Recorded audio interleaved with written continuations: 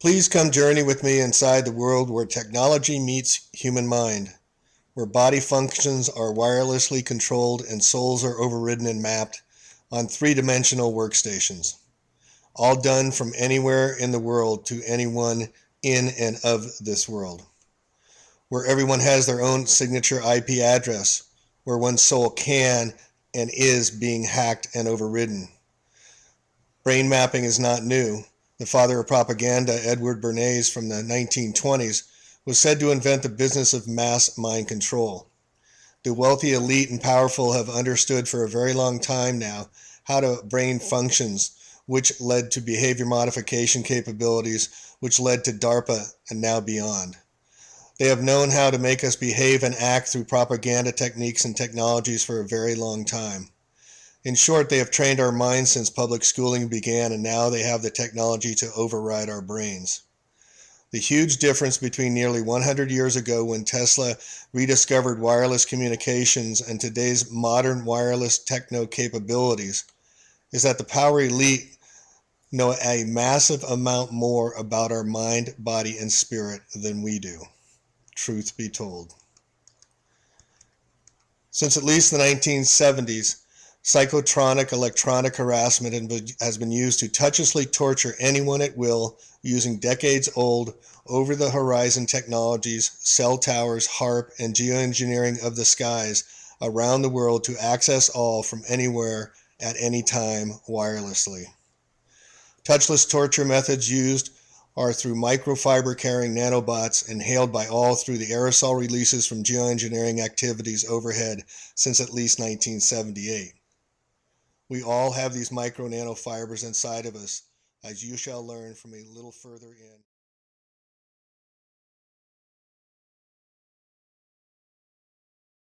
in. What this committee learned, I would like to review today with a little more detail than Dr. Faden said, because I think it must be engraved on our national memory. Thousands of government-sponsored experiments did take place at hospitals, universities, and military bases around our nation. While most of the tests were ethical by any standards, some were unethical, not only by today's standards, but by the standards of the time in which they were conducted. They failed both the test of our national values and the test of humanity. Americans were kept in the dark about the effects of what was being done to them. The deception extended beyond the test subjects themselves to encompass their families and the American people as a whole. For these experiments were kept secret, and they were shrouded not for a compelling reason of national security, but for the simple fear of embarrassment. But we were told all that stopped. Is that untrue? Untrue. These programs continue under new names, new budgets. It's the ultimate weapon. And if you look at this from above, it's a really beautiful structure. I know it's about ugly stuff, but it's a beautiful structure because when you look at the entire thing and you try to find solutions to it, you realize actually that everybody who is involved on the different agendas, on the different levels, is doing the same mistake. It is the Luciferic game. Let me participate in your power and I will serve you. I don't want to know what you're doing. I don't want to stand in my own responsibility. Just let me participate from your power, and I will serve. This is the Luciferic deal everybody is doing. And we are doing this by going to vote a government, yeah, that is taking care of all the pipes we are connected to. Yeah. But we let go of our responsibility and we let them do. They're giving control to the military domain. The military domain is giving control, same game, to the intelligence community. The intelligence community is giving control to the black magicians. The black magicians are giving control to the demons. And the demons lost control to their AI. Our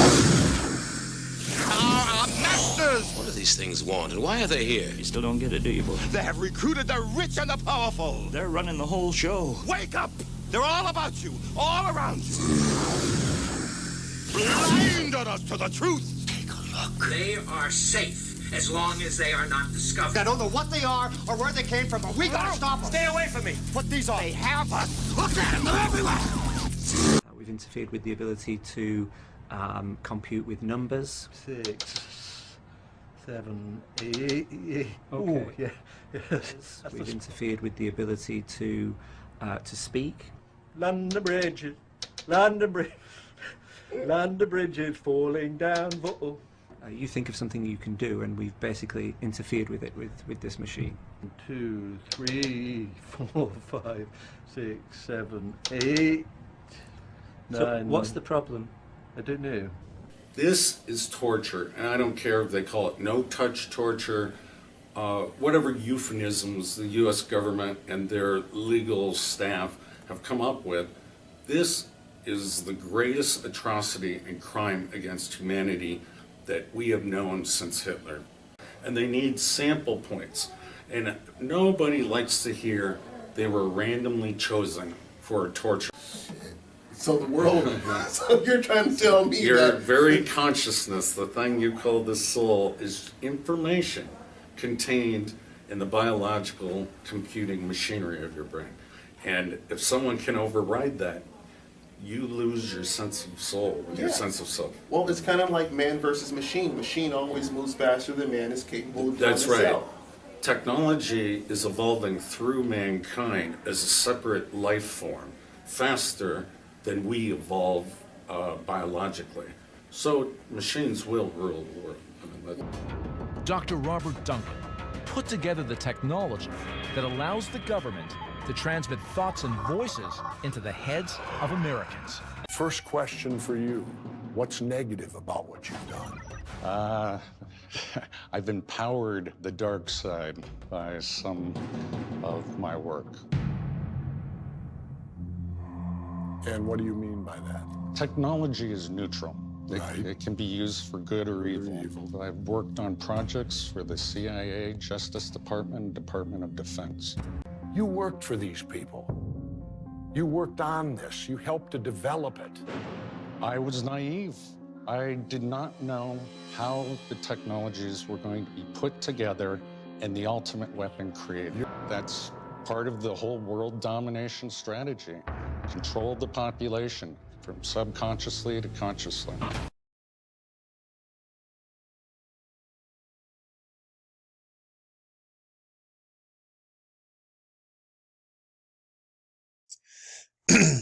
Dr. Duncan goes on to say, I was unlucky.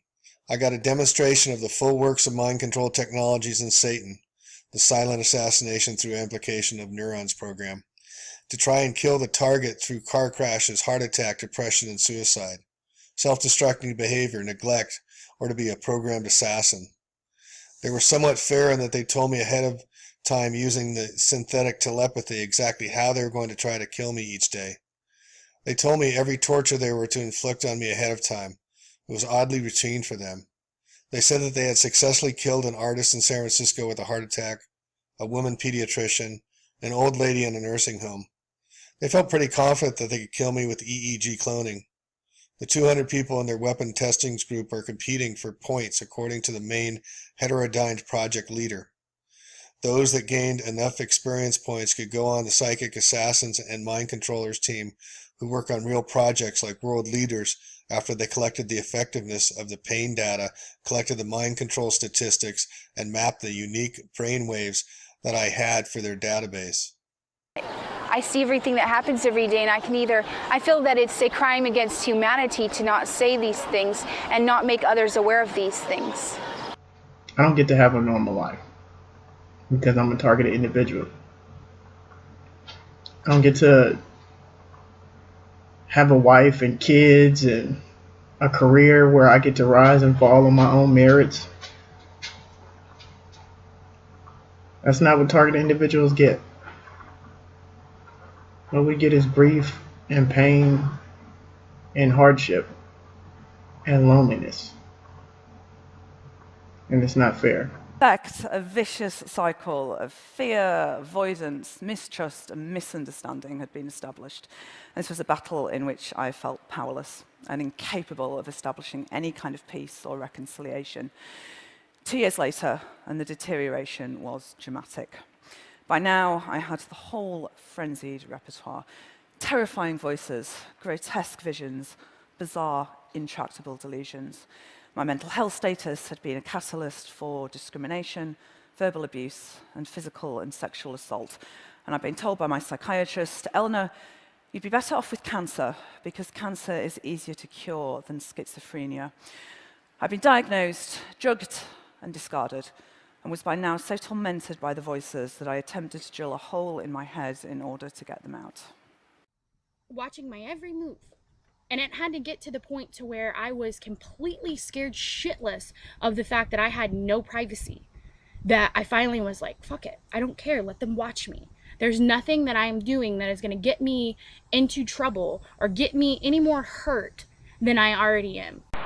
And I'm sorry to be coming to you looking so haggard and ungroomed and just terrible and tired and bloated. But this is what being targeted does to you. And this is the result of having to fight every day, all the time, for your life and your sanity. And nobody cares, or nobody understands, or they're told to not believe you and you're crazy. First thing I want to talk about is nanofibers. Through nanotechnology and chemtrails, the control panel stalkers who are basically in an operations center watching the target individuals are able to monitor and induce all sorts of things in a target individual. So this is very freaky. They're able to manipulate a target individual's bodily functions, things like their pain receptors, their stress hormones, stuff like that. It is absolutely creepy. Now, what I'm getting at is that the fact that Earth, this instant is a prison for people on Earth, and they are not even aware of it. And everything is encoded, and when you start to wake up, you understand this.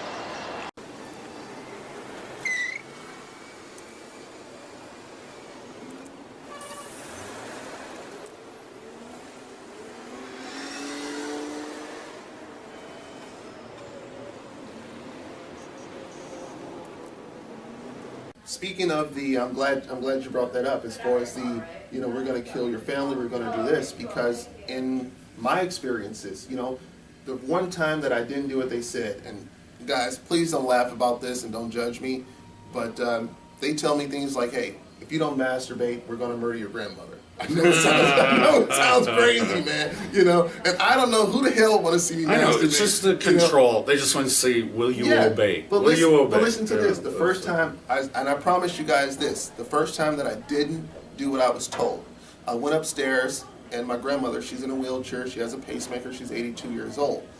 Within minutes, because I didn't masturbate, my grandmother was slumped over in a wheelchair. I have to pick her up, put her on the toilet because she feels that she's kind of constipated and she thinks that it's gas. And, I know that they have something called... So it's very old technology in terms of their tactics. Yeah. But I'm sorry I interrupted you. I'm sorry, I'm glad you explained that, because, now people know that I'm not, crazy about what they were capable of doing. So my grandmother, I pick her up off the toilet, I put her back in a wheelchair. We had to use her life alert. She actually went to the hospital. And as she's going to the hospital, I heard the person speaking to me says, I told you if you didn't masturbate what I was going to do. So there goes the whole theory of, these are idle threats. Now I am totally at the mercy and the control of verbal control. And this isn't being infected on me. There have been times where I've been in the same room as my brother, and I've seen, I've heard the person speaking to me says, watch your brother hold his heart, or watch your brother hold his head. And these people are complaining of headaches, and they're also complaining of heart pain. So when I'm told to do something, if I don't do something, my family's going to be hurt. I know that this is real, even if my family doesn't know this is real. So now I'm forced to do whatever I'm told to do. And they need sample points. And nobody likes to hear they were randomly chosen for torture. Next project, Satan. Silent assassination through amplification of neurons. I was able to interview over 500 people that know they are electronically harassed, slipped drugs, fed radiation, MK Ultra mind controlled, or directed energy weapons test victims. Several have died while writing this book. They range from children to the elderly, from the poor to the wealthy, from religious to atheist, from uneducated to educated. People are chosen at random like in all their other tests. There is a segment that is overwhelmingly large for a random testing pool, and that the government, whistleblowers, FBI agents, military personnel, or cops in particular, are targeted by these weapons if they testify against other government agencies. There has been a force that is mostly unseen in control of this planet for an extremely long time, and evidence very much suggests that this force is attempting to manipulate the evolution of human consciousness that is currently taking place. It is very likely the same force that first reduced mankind to the impaired state we now find ourselves in, where our pineal gland is closed, thereby cutting us off from our higher senses, and where our DNA is 97% dormant, whereby each person is reduced to operating to only 3% of their actual capability. Humans, for the most part, don't have a clue. They don't want one or need one either. They're happy. They think they have a good bead on things. Well, why the big secret? People are smart. They can handle it. A person is smart. People are dumb, panicky, dangerous animals, and you know it. 1,500 years ago, everybody knew the Earth was the center of the universe. 500 years ago, everybody knew the Earth was flat. And 15 minutes ago, you knew that people were alone on this planet. Imagine what you'll know tomorrow.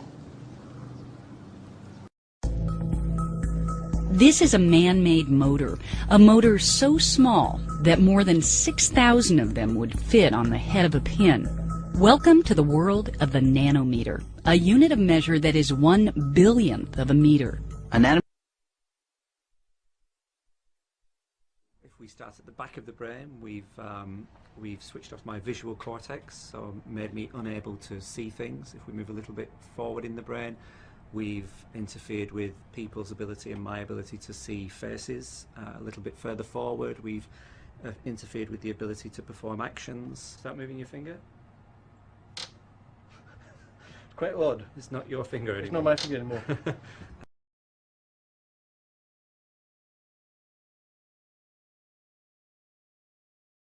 We know that nanoscale materials can enter inside cells, and we know that that could have consequences for health. And so it's incumbent, it's really required that we do research to understand what is the nature of the interaction between new engineered artificial nanoscale materials and living systems, not just cells, but whole living beings.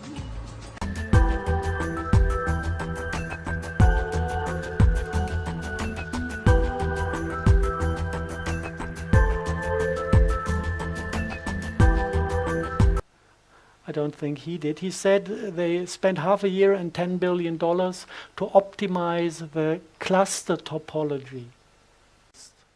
You need to think about cluster topologies. If you want to have these RNA or DNA clusters carry intelligence, carry soul, carry an artificial life form, then it makes sense. And if you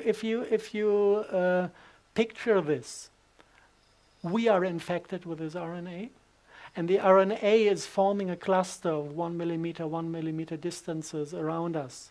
And a cluster like this is able to carry a computer program or an artificial, non-physical structure or being. This structure can hoover through the field, but it also can hoover into us. And this structure knows how to access the light production, and it knows how to access the production of poisons. And it also carries intelligence in itself and has the ability to make decisions. This is something that is just implied by the fact that he said we needed to optimize cluster topology. It's a little bit far out, it's a little bit speculation within this, but it gives me a kind of triggering moment when I listen to the word smart dust. Yeah? I get the feeling that this somehow is related to this capability of these optimized cluster topology to carry intelligence and to make its own decisions. The microbots are controlled with this neurotransmitter.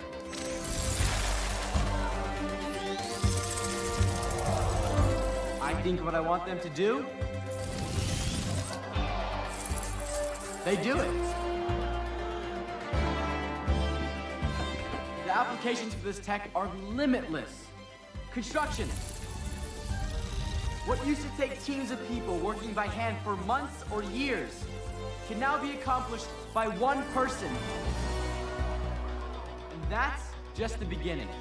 Different fibers, assembling, disassembling your cells. What is this is a molecular machine that walks around in your cells. Right now it's called a kinesin and transports things. So for example, when things want to move around your cells, they don't just float around randomly. They actually I like actively that. moved around with little machines, little robots, nanobots that power your cells.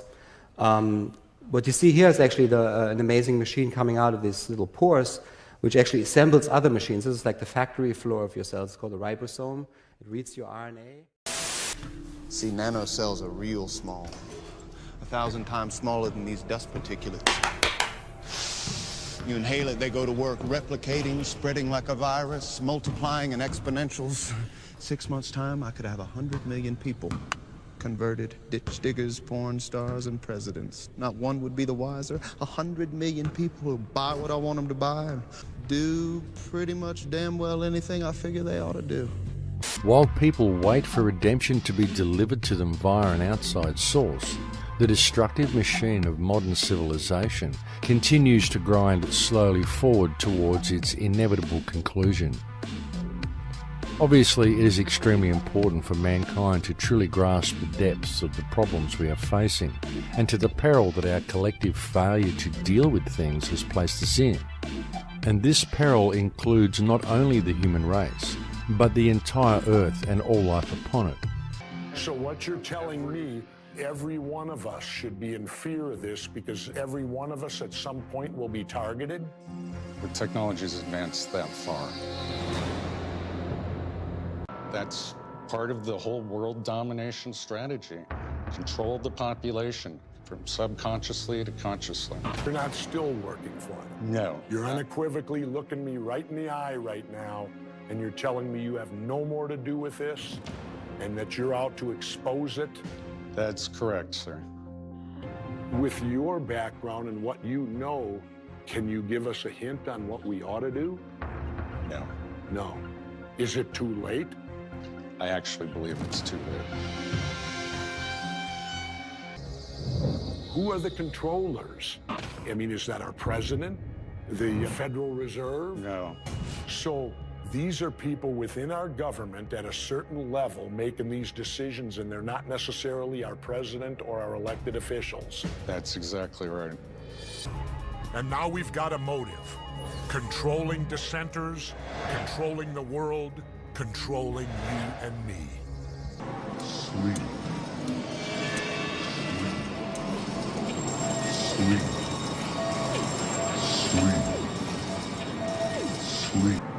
Elites, Those who can afford to carry out practices such as chemtrails generally don't eat processed or genetically altered food, and it is extremely unlikely that they are subject to the same rigorous vaccination regime as the general public. If mankind is indeed ingesting nanoparticulates without their general knowledge, then how might such machines be controlled or switched on? In answer to this question, one only needs to realize that it is now a long-established fact that when anything occurs within the human experience, ultimately the information travels around the body electromagnetically. All our five senses, along with any emotional information, is all interpreted by the brain via these electromagnetic signals. Therefore, it is also an established fact that man can be influenced and even controlled via electromagnetism. Metallic salts have made our air conductive. This means that we and everything around us can transmit and propagate energy. The air is no longer neutral. I've survived a lot of things, you know. People look at me and they would never ever realize what I've been through, and I don't even want to explain what I've been through, but I can tell you this, that throughout everything that I survived, it's because I remembered love. And there was days where I didn't have anything and I was in the worst situation. I was just a little child, and I would wake up and I'd look at the sun every morning and I just have so much heart love and be so happy and smile, and a person would be like, why are you smiling? And you're not allowed to smile. Why do you smile? And I would explain to them, because I feel love, and that is very, very important to me. All this time I think I have survived because of the fact that my heart is open, and I really do care about people, and I really, really, really see that others, the really sad thing, people aren't working from their heart. They're working from their ego or from other things, and it messes them up. And if everybody would just start opening their hearts and being kind and compassionate and caring, it's not no religion to do those things. It's something normal that we have forgot to do. If we do those more often, the world would be a much better place for us and our children. It's not about replacing people. It will never work. We need to replace the game.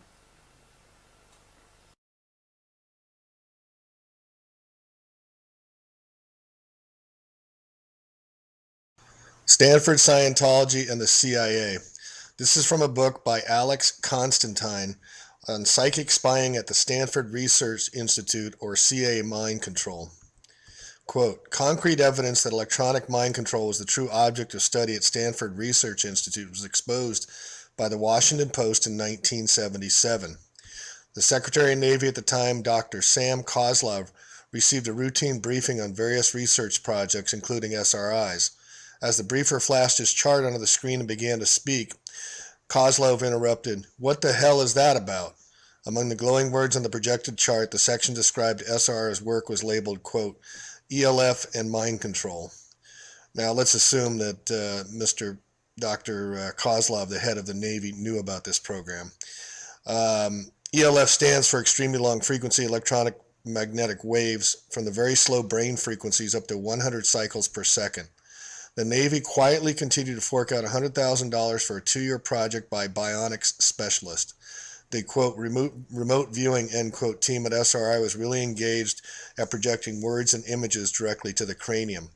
It was not a humanitarian pastime. The project was military, and test subjects are subjected to a lifetime of EM torture, applied with the same thorough disregard for human rights as the radiation tests conducted at the height of the Cold War.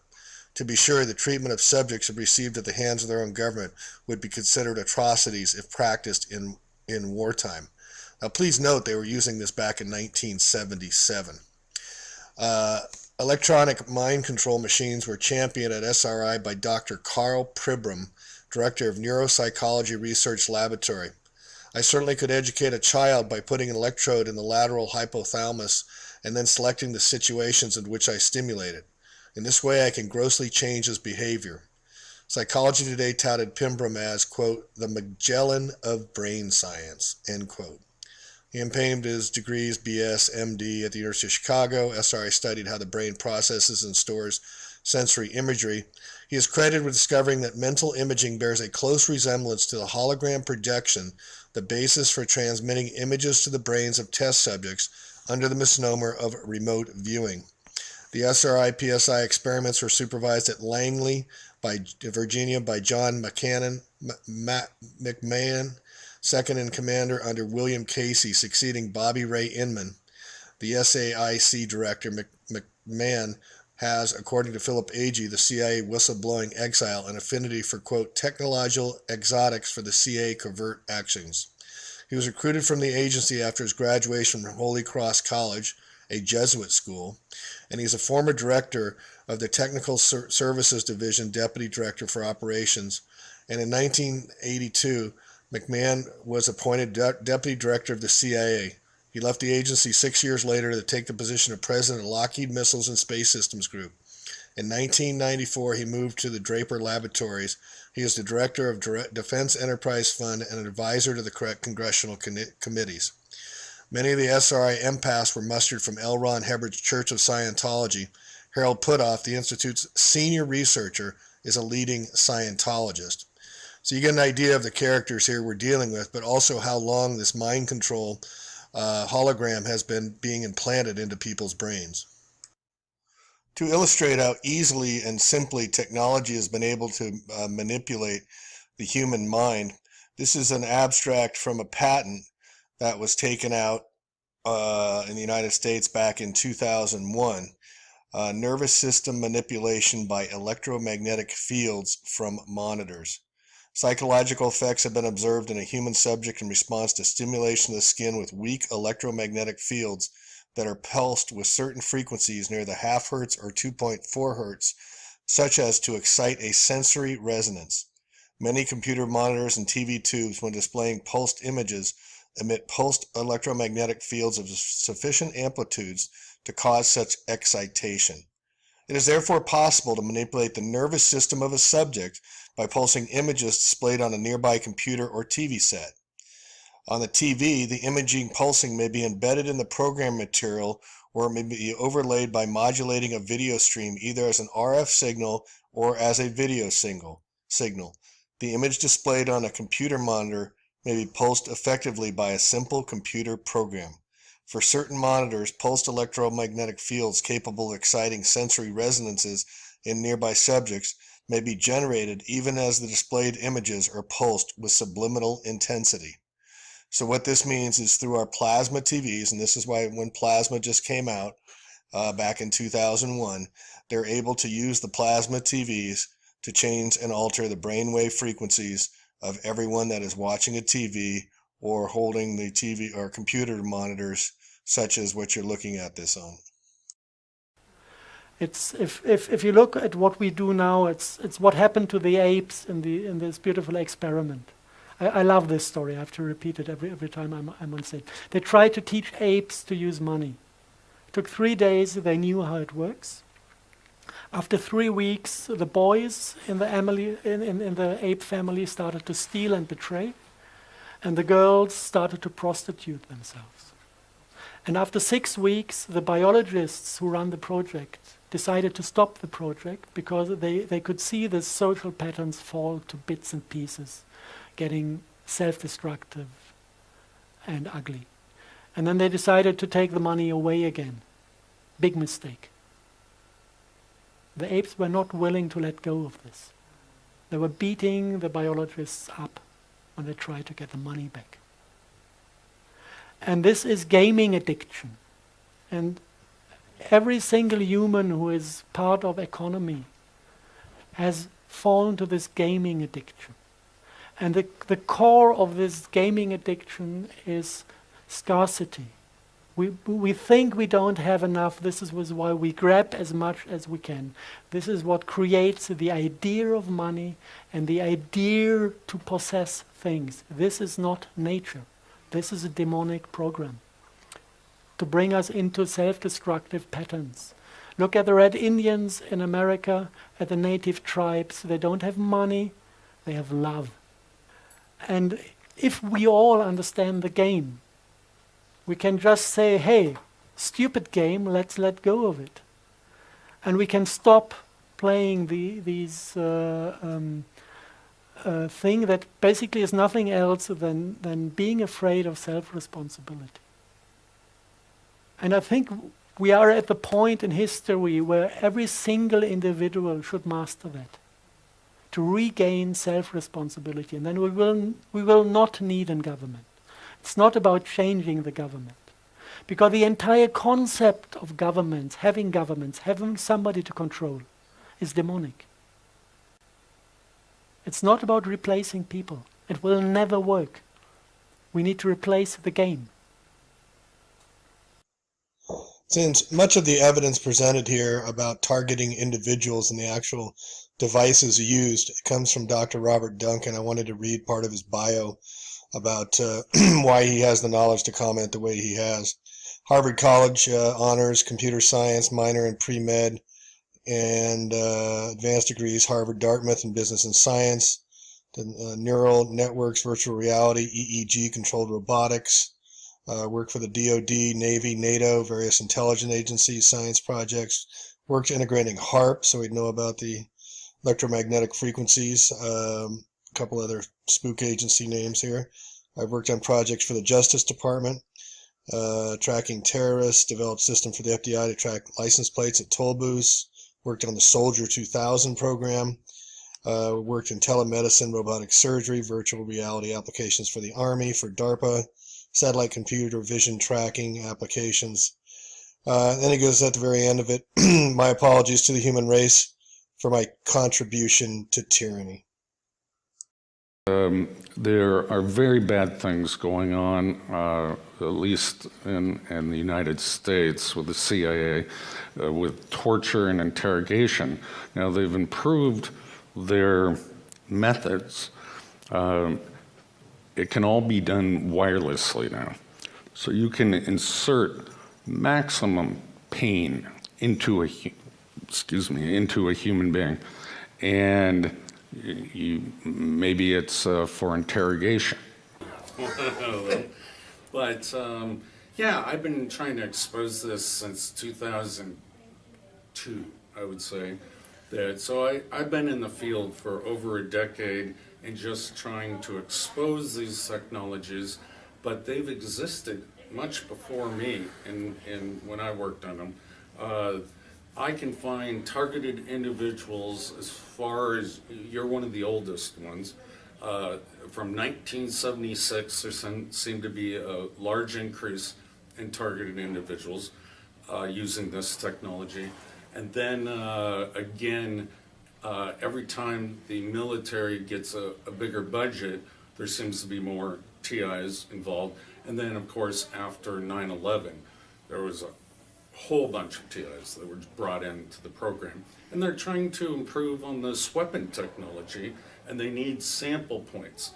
And nobody likes to hear they were in the past. You know, the U.S. government purposely chose for a lot of their, non-consensual human experimentation programs, poor people, people that were easily discredited, and usually the black community. Right.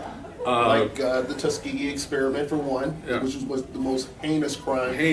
Well, until now, you know. Yeah. Until now. Yeah, until now. But this hasn't been revealed yet, or people don't accept it yet. This kind of no-touch torture and silent death. But yeah, I think the program has been expanded since then to include all classifications of human beings. This is worldwide. I just did an interview with a major news agency for South Korea, and they're saying it's rampant there. Russia has a huge population. China has a huge population. But in the future, every square inch of every city will be alive with intelligence. Because every street and every building will have a network of microcomputers built right into them. Dr. Chris Piester calls it smart dust. A smart dust particle, or mote, is a wireless sensor with sensing, computation, communication, and power in one package. These all-in-one microcomputers will be small, very small. The size of a mote today is about the size of a grain of rice. And we've shown that we can make the circuitry small enough and light enough that eventually it will be possible to make things that are on a sub-millimeter size scale. Tiny specks of computer smart dust will form a vast invisible network that can help manage the infrastructure of even the largest city.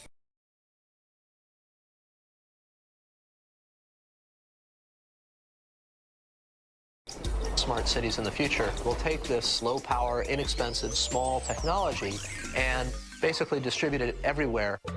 But smart dust will also allow buildings and streets to recognize you and respond accordingly. I think increasingly the environment will respond to who we are and adapt in consequence.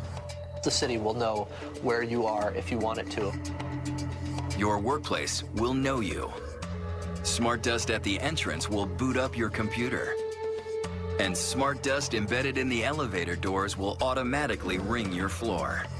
Smart dust is going to sense the environment and allow us to improve the way that we live our lives. No matter how we live in the future city, it will be radically different. Okay, but... Okay, so wait. So it's really true. So what this means is that becomes my first superpower. I really want this superpower. It means that my arms are like wires, my hands are like alligator clips. When I touch my phone, my computer, my door, my car, I'm authenticated in. First superpower. Like, I want that. So we're not shipping that right away. Yeah, no. We're not shipping that right away. But it sounds like...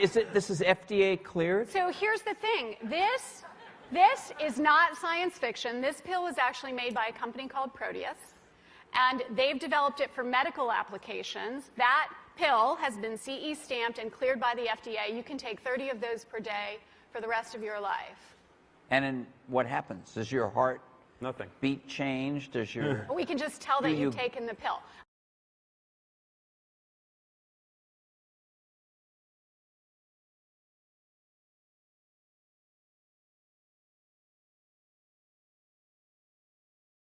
You will find quite soon that electrical signals start to be picked up by the chips.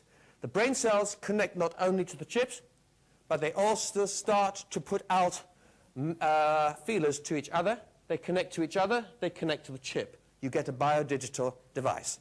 I'm telling you history, my friends. You tell me the future. These devices have been grown for the last 5 to 10 years.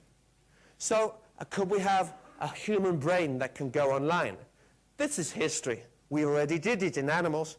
We have rats and mice that can think electrically. They produce currents and thoughts which go from one mouse to another. The mouse says, I'm thirsty, and a signal electronically goes to another mouse in another laboratory saying, please, can you give me a drink? If the other mouse agrees to give the first mouse a drink, he gets some food. We are living in a strange world. I am not saying that you're going to have a plug-in module for mathematics in the future or language. I'm just saying we are entering new territory for the future. Inside the brain, here are human nerve cells growing onto the surface of an RFID-type chip. Human brain cells don't need to be taught to do this. They are genetically programmed to work with computers. In fact, they love computers. Here's an example. Here is a chip. There's the chip. You put the brain tissue on and it organizes itself. The brain cells work their way in and they start communicating with each other and with the brain of the PC. So it means we can have thinking computers. Maybe 10 trillion of these devices every few years entering the environment. You're talking about total knowledge of consumer behavior watched in real time and huge business opportunities. Why? Because it means we can then start to predict human behavior.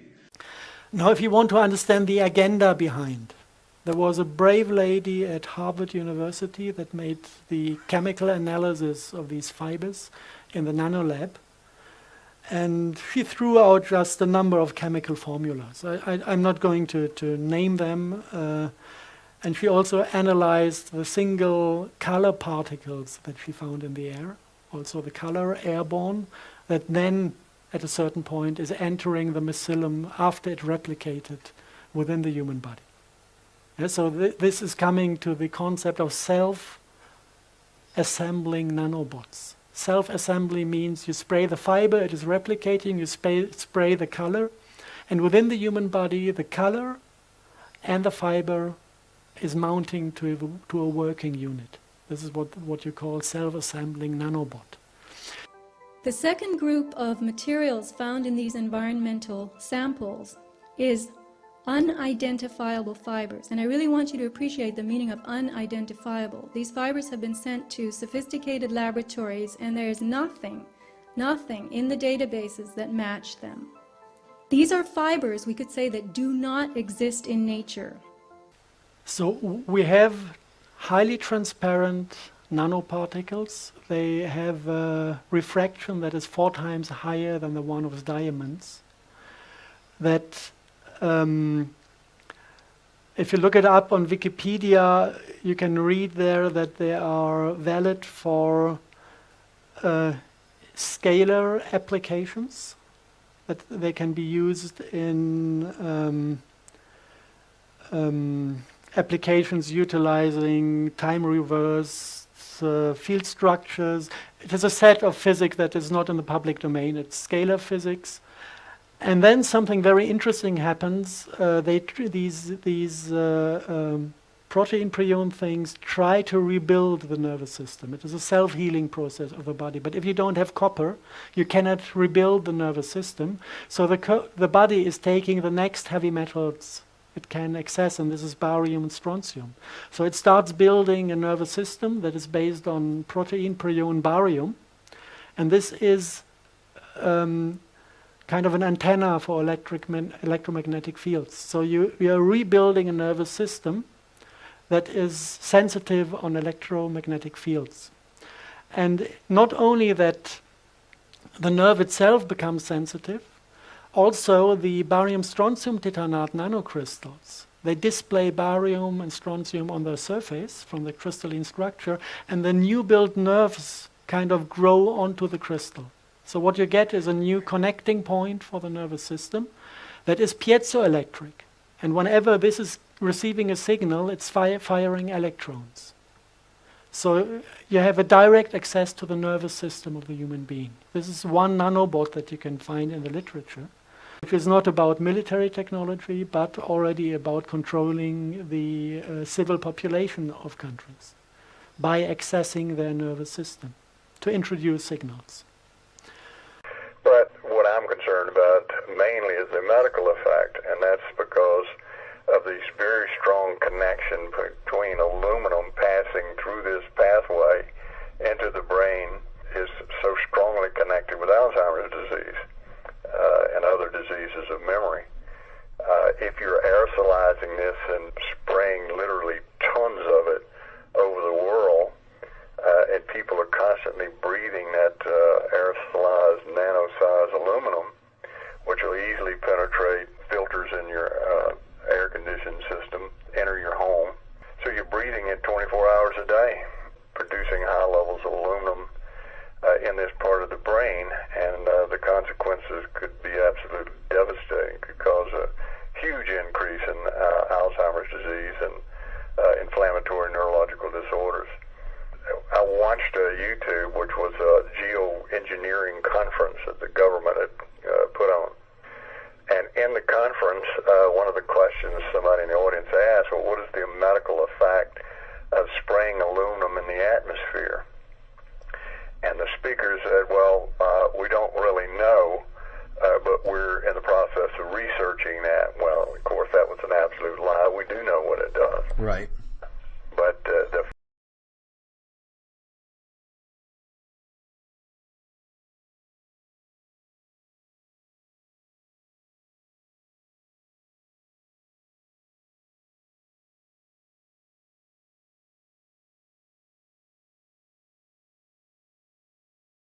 I got three alongside Matt Lauer and Al Roker. Will someone do the junior high hug dance? It's like this. You gotta make it real awkward. That's exactly how you have to have a certain amount of distance between the bodies exactly. in junior high. Yes, like they say in Catholic school, leave room for the Holy Ghost. Anyway, there is a lot of memories today, actually. It's a big day in music history. 35 years ago today, Elvis Presley passed away, the king of rock and roll. And as Mark Cohn says in his great song, Walking in Memphis, there's a pretty little thing waiting for the king down in the... You can't control what is coming out of your mouth. And it's not what's in your thought processes, but you're speaking somebody else's verbiage. And yes, it does take a long time for that usually to occur, because remember, your brain's been mapped out. And so they've mapped out your audio cortex, you're cloned with another person or a machine, and so pretty soon the brain will bypass your cerebral cortex and be able to shoot out vocabulary that you have no intention of saying. And it's, I hate to say it, it's pretty common with most TIs.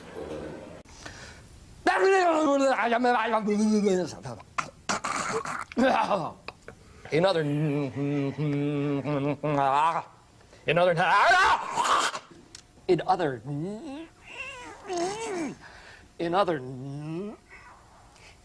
Evan. Well, a very, very heavy debatation tonight. We had a very Darrison. Let's go to Terrace and look for the head of the pit. Reporting from our Rock County Bureau at the Janesville Gazette. Thanks, Margot. Well, Wisconsin has officially joined 25 other states in a lawsuit against President Obama's health care reform law. Attorney General J.B. Van Hollen says Wisconsin is the latest state, including Iowa, Kansas, Maine, Ohio, and Wyoming, to join Florida's suit. The states claiming the Exorcist saw Unchesracho and Palais Bringritz by health irritant. Yeah, it's a difficult title. It's a good day to die.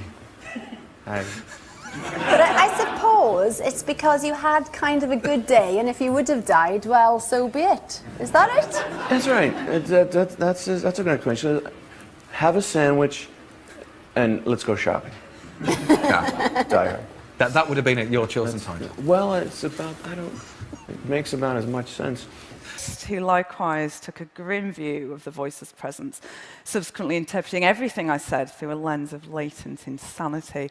For example, I was part of a student TV station that broadcast news bulletins around the campus, and during an appointment, which was running very late, said, "I'm sorry, doctor, I've got to go, I'm reading the news at 6. Now, it's down in my medical records that Eleanor has delusions that she's a television news broadcaster. It was at this point that events began to rapidly overtake me. A hospital admission followed, the first of many. A diagnosis of schizophrenia came next. And then, worst of all, a toxic, tormenting sense of hopelessness, humiliation, and despair about myself and my prospects. But having been encouraged to see the voice, not as an experience, but as a symptom, my fear and resistance towards it intensified. Now, essentially, this represented taking an aggressive stance towards my own mind, a kind of psychic civil war. And in turn, this caused the number of voices to increase and grow progressively hostile and menacing. Helplessly and hopelessly, I began to retreat into this nightmarish inner world in which the voices were destined to become both my persecutors and my only perceived companions. They told me, for example, that if I proved myself worthy of their help, then they could change my life back to how it had been. And a series of increasingly bizarre tasks was set, a kind of labor of Hercules. Brainwashing is repetition. So imagine you're sleeping for 8 hours. If the government has access to your brain for 8 hours, imagine what kind of brainwashing they can do on you. I mean, they have 8 hours of your time that you're not doing anything else, and they can just program your brain just like a computer to get you a mental health diagnosis, so that the other people in the population won't believe what you're saying. They'll be told like you're schizophrenic or you're crazy or things like that, to allow the harassment to continue. When in fact, it's a lot of times, a lot of the targets that I know, they're whistleblowers, drug whistleblowers, people who tried to do the right thing or file a lawsuit against somebody, or dated a cop, or dated the wrong person, per se, because it's the wrong person if they're going to throw you in a targeting program if you break up with them. But they've dated somebody who they've broken up with, and that person got upset, and all of a sudden they find themselves being targeted. Victims of testing are left dysfunctional, and rarely are they allowed to work. The strategy is to mimic the dysfunctionality of the mental illnesses and drain the victim's resources so that they cannot find help or shielding.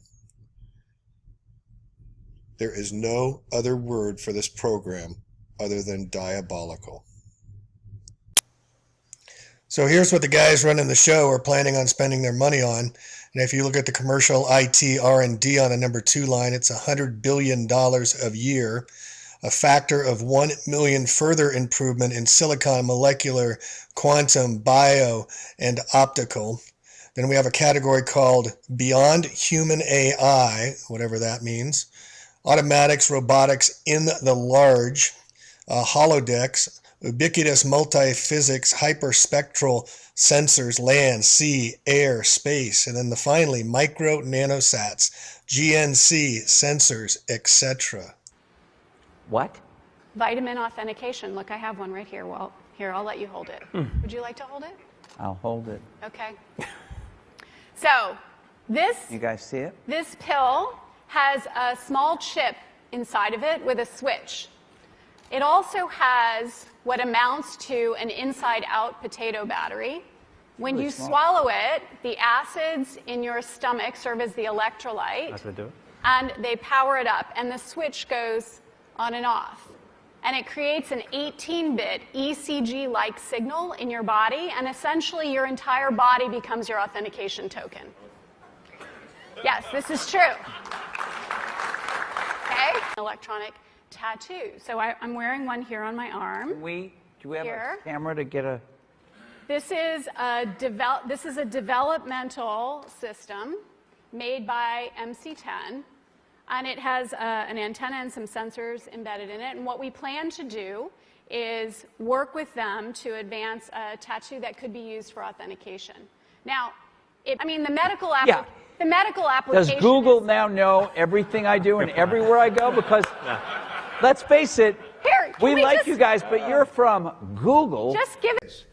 So this is basically what's going on in your cells right now. These are different fibers assembling, disassembling your cells. This is a molecular machine that walks around in your cells right now. It's called a kinesin and transports things. So, for example, when things want to move around your cells, they don't just float around randomly. They actually actively moved around with little machines, little robots, nanobots that power your cells. What you see here is actually an amazing machine coming out of these little pores, which actually assembles other machines. This is like the factory floor of your cells. It's called a ribosome. It reads your RNA. RNA is...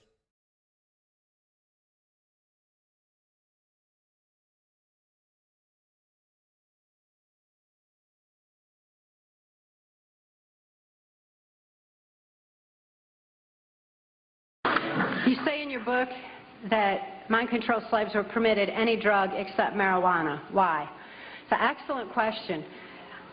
The effects of marijuana on the brain are not conducive to mind control. It doesn't mean you can't be traumatized and put under mind control. It just means it screws up the programming. Because it actually opens neuron pathways in the brain. It expands thought. I'm not going to stand here and speak pro-marijuana because... No, because somebody be putting it in my car and popping me for it.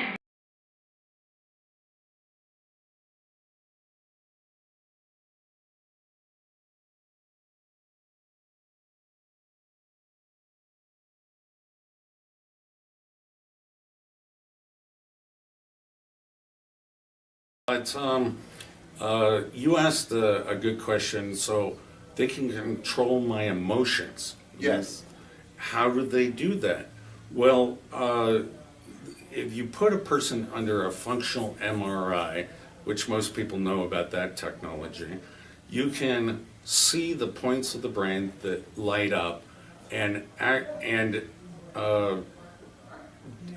classify each emotional state. You can tell that person is an alcoholic, or that person is schizophrenic, or that person feels pleasure or pain, happiness, sadness, and etc. throughout all the emotions. Now, what people don't know is you can induce those sets, it's called an emotional signal cluster, onto other human beings. So literally copying what another person is feeling and those emotions onto you. When one examines the evidence and steps back to take in the entire picture, there can be no doubt that the vast majority of human beings live their lives quite literally in a socially and biologically induced trance.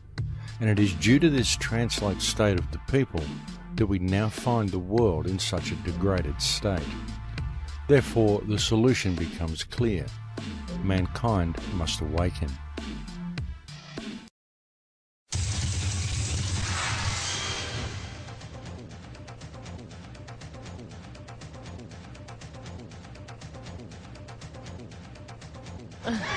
I'm sorry. Wipe the drool. I was in a trance. Yeah, wipe the drool there.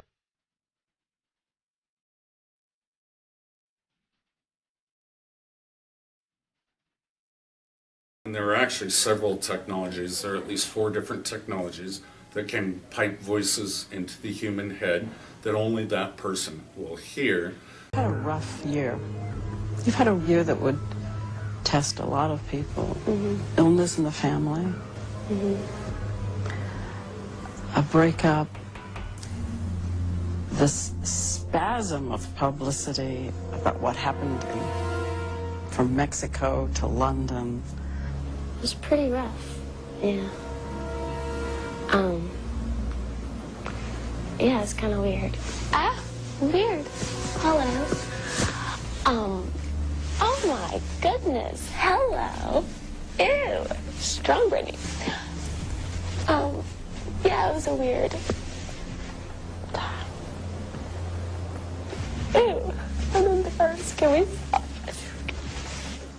In covertly recorded off-air transmissions from the Bush-Clinton presidential election campaign in the 1990s, we can see that Bill Clinton was nothing more than a puppet to the puppet masters which placed him in the White House.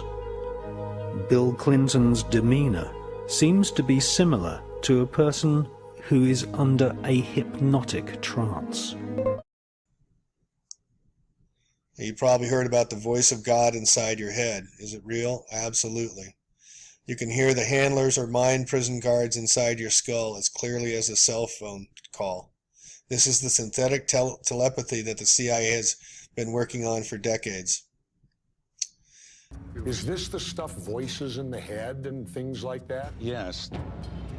We've run into a few people that claim they got voices in their heads, they sleep inside tinfoil boxes, they do a lot of crazy things, it seems. But when they talk to us, they seem totally normal. They seem totally sane.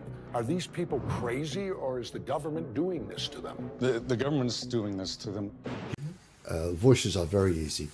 And it isn't people imagining voices, they physically hear them. They physically hear, as I'm talking to you, my voice isn't inside your brain. My voice goes no further than an inch into your ear, no further at all. It's the electrical signal that makes you interpret how I sound. And once you've got this electrical signal, which can be a chip or lots of things, you can physically make people hear voices, certain voices, and it can be any conversation, and it can be anybody you want to hear. It can be a soft, angelic voice. It can be a god. It can be something that scares you, like a devil. It could be anything. And then I'd go down the road and talk to somebody else, and they would continue the conversation because it was that same energy speaking through these people that it had hacked into. So it's an intelligent life that literally can hack into people, and it can use them as their puppets. What it does essentially, it puts you or your soul energy in a sort of box inside you where it feeds off of it, and it stays in your body and expresses. It's why we have so many murderers, child molesters, and things like that out there. 18 fighter jets are spending about as much as 20 and ready to assist the 100 deployed over the amount needed. Now, it did depend that how the NOLAN remerges RN, while the university or the UN mission as whole received support from all batteries in the hues of the garbins of today. Excuse me. I'll hand it back to you. Barack Obama retaking the oath of office. Chief Justice Roberts, with reporters present, administering the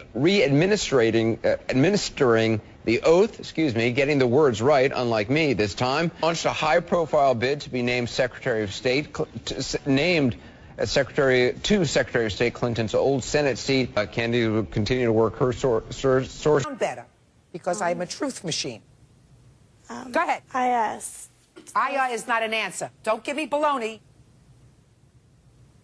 I had a little bit. Just pay attention. Listen to me. You're a big baby. I'm going to go back to you, sir. I want you to tell me about this cousin, Stephanie. What?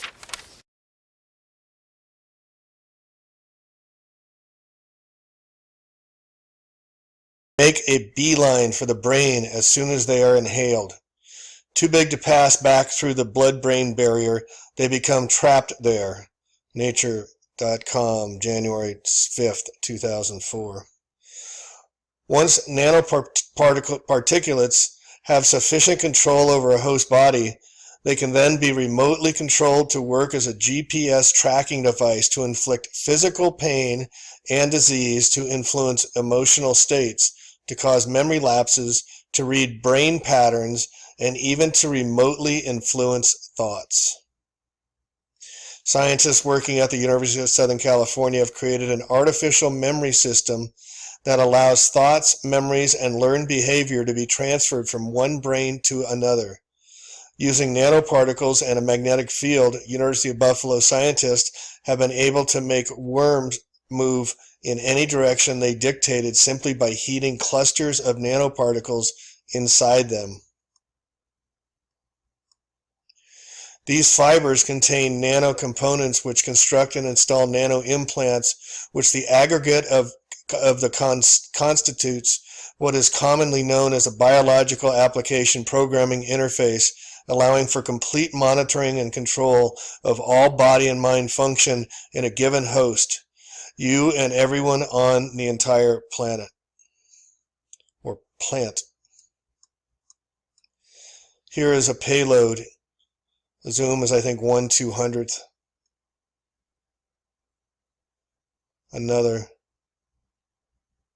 These are the deliveries through our blood membranes. These are in all of us, all our children, everyone.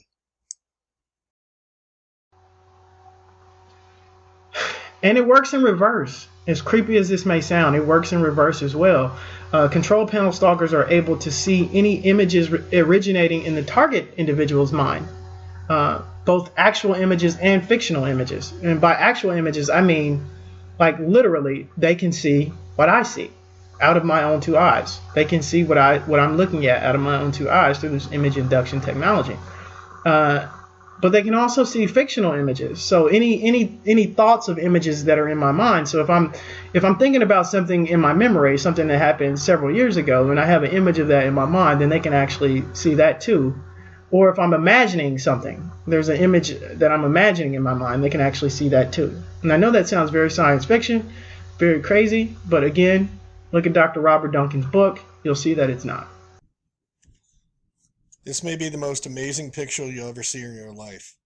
This is a Phase 2 subject with a nano camera in the left eye, only viewable with the proper wavelength of black light.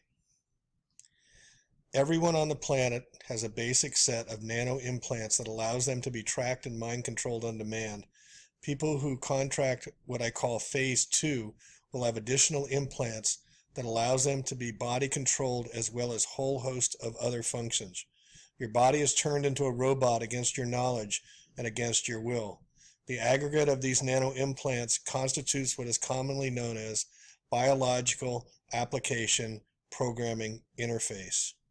This camera is too small and can't be seen, but it can be felt. Some more thoughts and information on the ocular nano implants are available.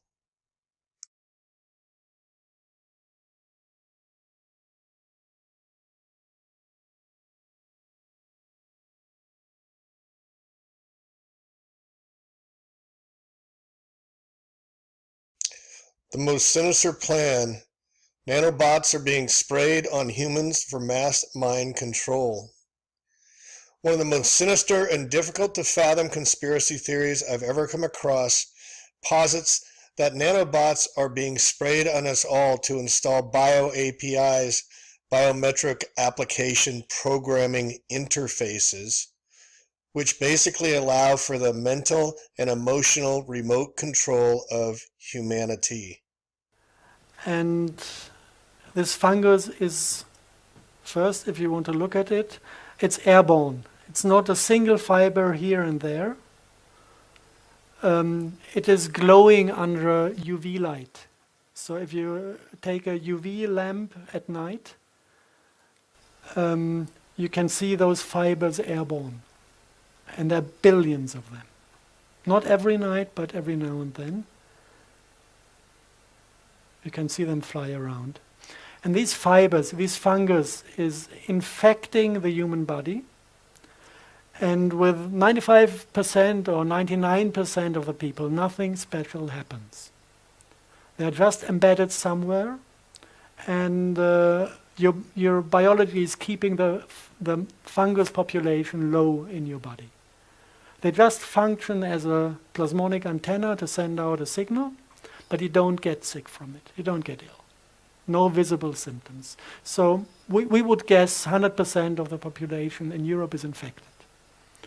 It's not a big deal. It's not dangerous, as long as the body can handle these things. Some of the people cannot handle it. And then the mycelium is starting to grow within the body and starting to multiply. And at a certain point, they are extracted via the skin. And you can see that they have this ability to collect colors. You have blue morgellons and you have red morgellons.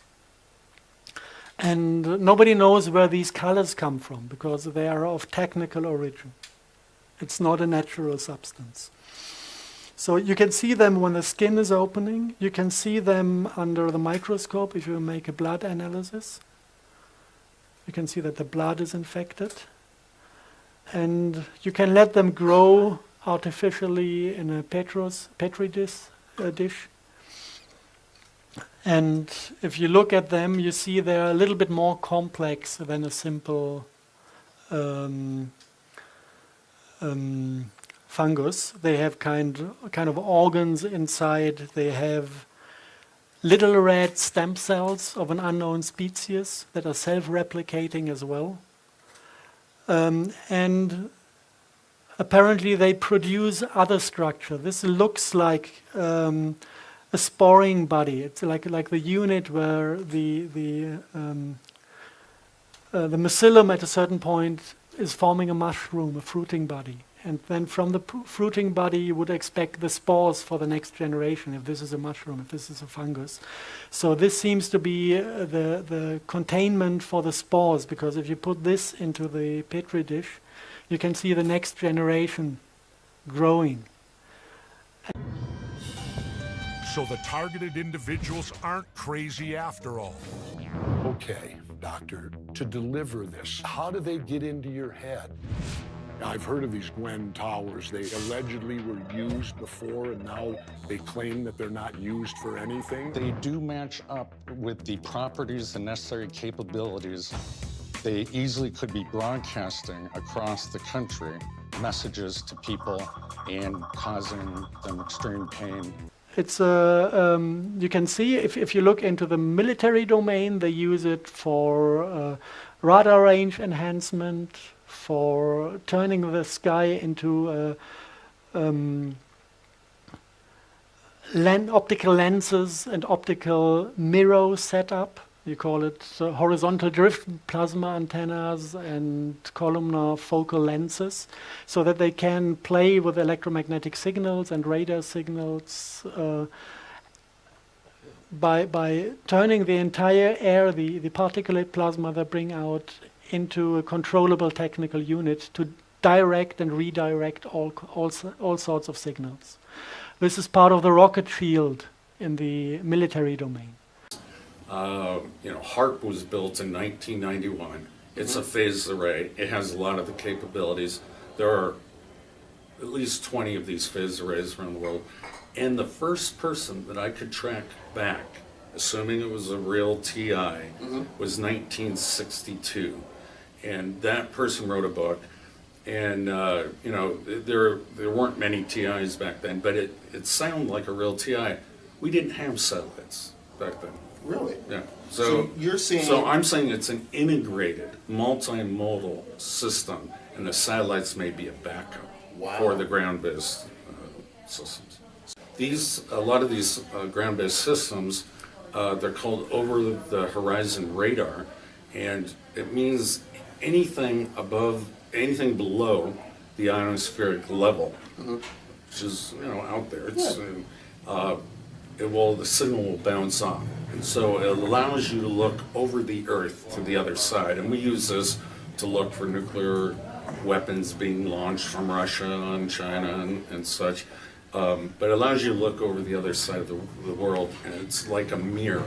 So yes, it could get you anywhere. Electronic spin resonance. This is the secret sauce that conspiracy kills to keep secret. Notice that there are no ESR machines in hospitals. Why? Because it would become immediately obvious how easy it is to read body electricity from radar. These are brainwaves at a distance.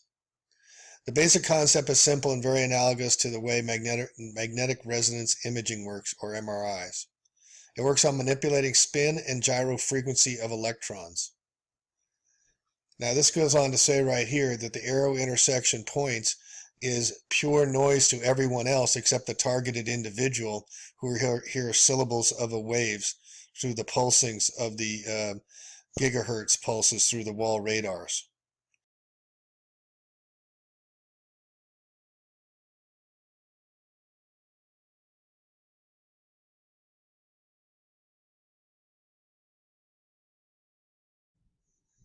Now, here's a very good article that explains how HARP works with the ionosphere to bounce waves off of for mind control. And it's also to note that geoengineering practices have now been effectively able to lower the ionosphere with a false ionosphere as low as 15 to 20,000 feet to bounce their signals off of. And this is one of the reasons for geoengineering. So the ionosphere is 80 to 300 miles up. It's composed of several layers of incomplete, electrically unbalanced molecular ions that have been torn apart by the sun's radiation, a process called ionization. Ham radio operators have long known that the ionosphere can act like a mirror for radio signals, especially at night when the atmosphere is calmer. Scientists and military groups have been using various layers of the ionosphere to create the aforementioned large bubbles or domes of superheated plasma to reflect transmissions all the way around the Earth in 2 or 3 hops. They have also found that the plasma dome collapses when the heating signal is turned off, which effectively creates a downward pressure or gravity wave as cold air rushes into the void left behind. Gravity waves can be used to steer the jet stream or crush the excess moisture out of developing hurricanes or storms with tornado potential. Ionospheric heaters are big, expensive antenna arrays that have traditionally been located near the Earth's poles, which later installations and new strategies located near the equator. They are increasingly being replaced by instruments mounted on ships or in smaller ground-based regional stations around the globe. Many ionospheric heater experiments have emphasized both ELF, extremely low frequency, and VLF, very low frequency ranges, which just happens to resonate with human brainwaves on Earth's natural Schumann resonance frequency. Now, isn't that interesting? The second one, aluminum and manganese oxide. By the way, barium strontium titanate is produced in industrial spray pyrolysis at 750 to 600 degree flame temperature, which is identical with the flame temperature within normal jet engines. Aluminum oxide is also produced by spray pyrolysis by temperatures of 1700 degrees. This is afterburner technology. And afterburner technology in the military domain is utilizing aluminum fuel. So the aluminum is already contained inside the fuel.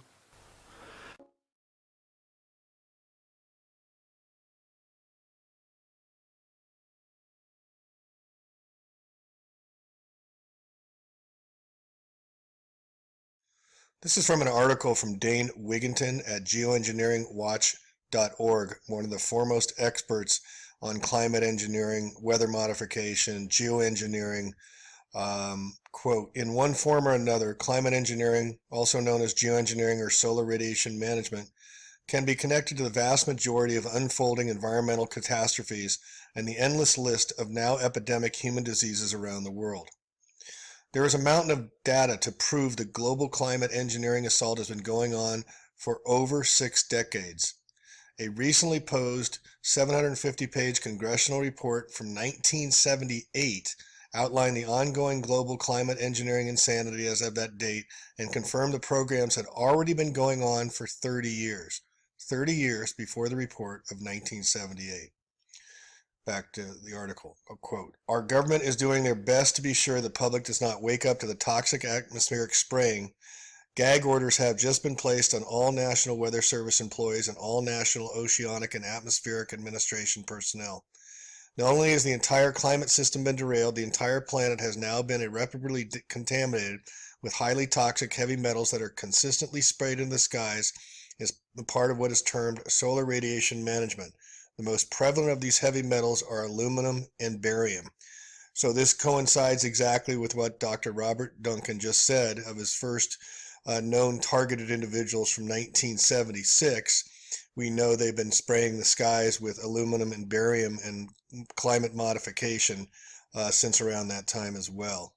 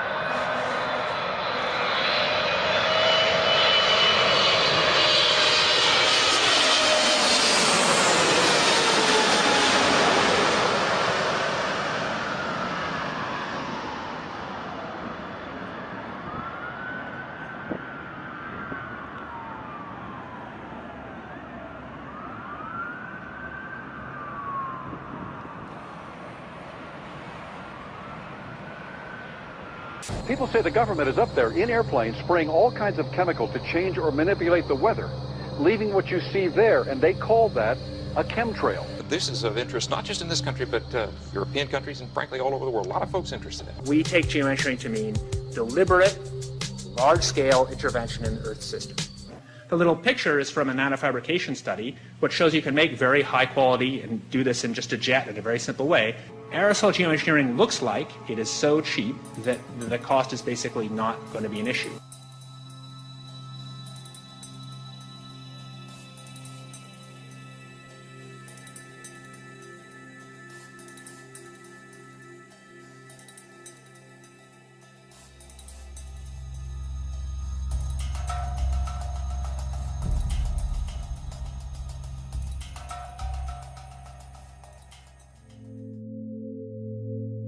Because nanoparticulates are potentially self-replicating, the cost of producing them is actually quite negligible. As for the question as to why the perpetrators would be spraying themselves, well, that answer is in fact a very simple one. These people want transhumanism. In fact, when one truly considers the transhumanist agenda and it begins to sink in that chemtrails seem to consist of nanoparticulates or smart dust, then the last piece of the puzzle falls snugly into place. And it is far from inconceivable that were the global population to be infused with programmable nanoparticulates, then when these tiny machines are switched on, they will simply do what they are programmed to do, and that what this may be may also be largely due to what other genetic codes have first been introduced into the host. And the other, just to function in a technical environment. And then an accident happened.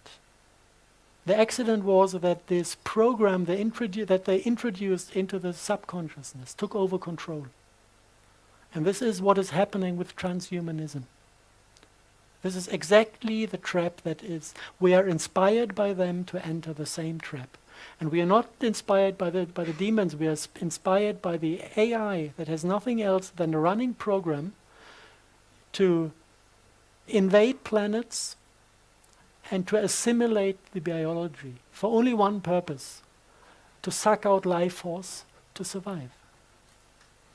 Them are aware of this, and they're aware of this substance, and that the government is using it to try to make also synthetic things. That's where you have the whole transhumanism, where they're trying to make robots that act just like us. And it's also pushing this energy into the earth itself. They're pushing this energy into the earth itself also, and into the water. That's the pollution of the water. Everybody knows that the human body is made mostly up of water.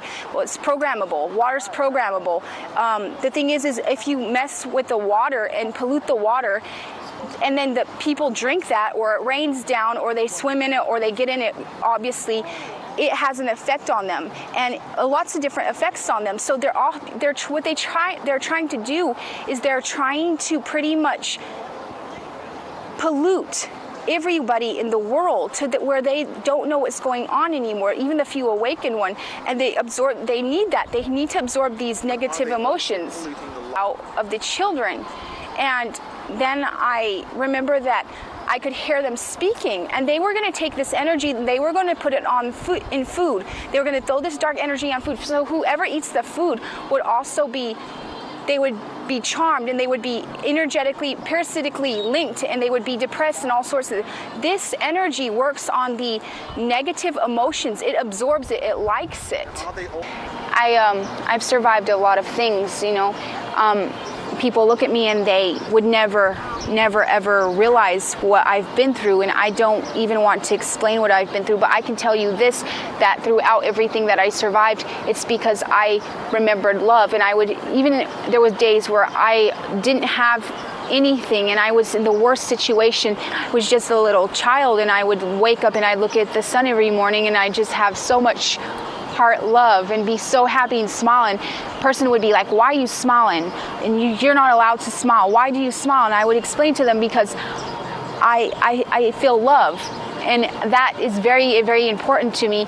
All this time I think I have survived because of the fact that my heart is open, and I really do care about people, and I really, really, really see that others, the really sad thing, people aren't working from their heart. They're working from their ego or from other things, and it messes them up. And if everybody would just start opening their hearts and being kind and compassionate and caring, it's not no religion to do those things. It's something normal that we have forgot to do. If we do those more often, the world would be a much better place for us and our children.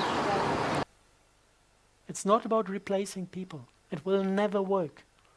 We need to replace the game. And if we all understand the game, we can just say, hey, stupid game, let's let go of it. And we can stop playing these thing that basically is nothing else than being afraid of self-responsibility. And I think we are at the point in history where every single individual should master that, to regain self-responsibility, and then we will not need a government.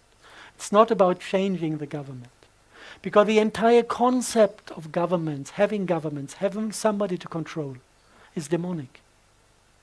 We enter a world of abundance, and this can only work if also the psychology of the scarcity is leaving. If we let go of this and start to trust the other cycle of, I know that there's enough of everybody. This is why I let go everything I don't need in this moment and share it with other people. And they gain trust in the thought that there really is enough for everybody. And this is also self-strengthening. And at the moment we are kind of diving through the hole of the needle, leaving one system, entering the other one. It's a process that is going to take place during the next 3 to 5 years. And when we are through, nothing is going to be the same on this planet. The ones who survive this are the ones who collect the spirit and swim in front of the wave.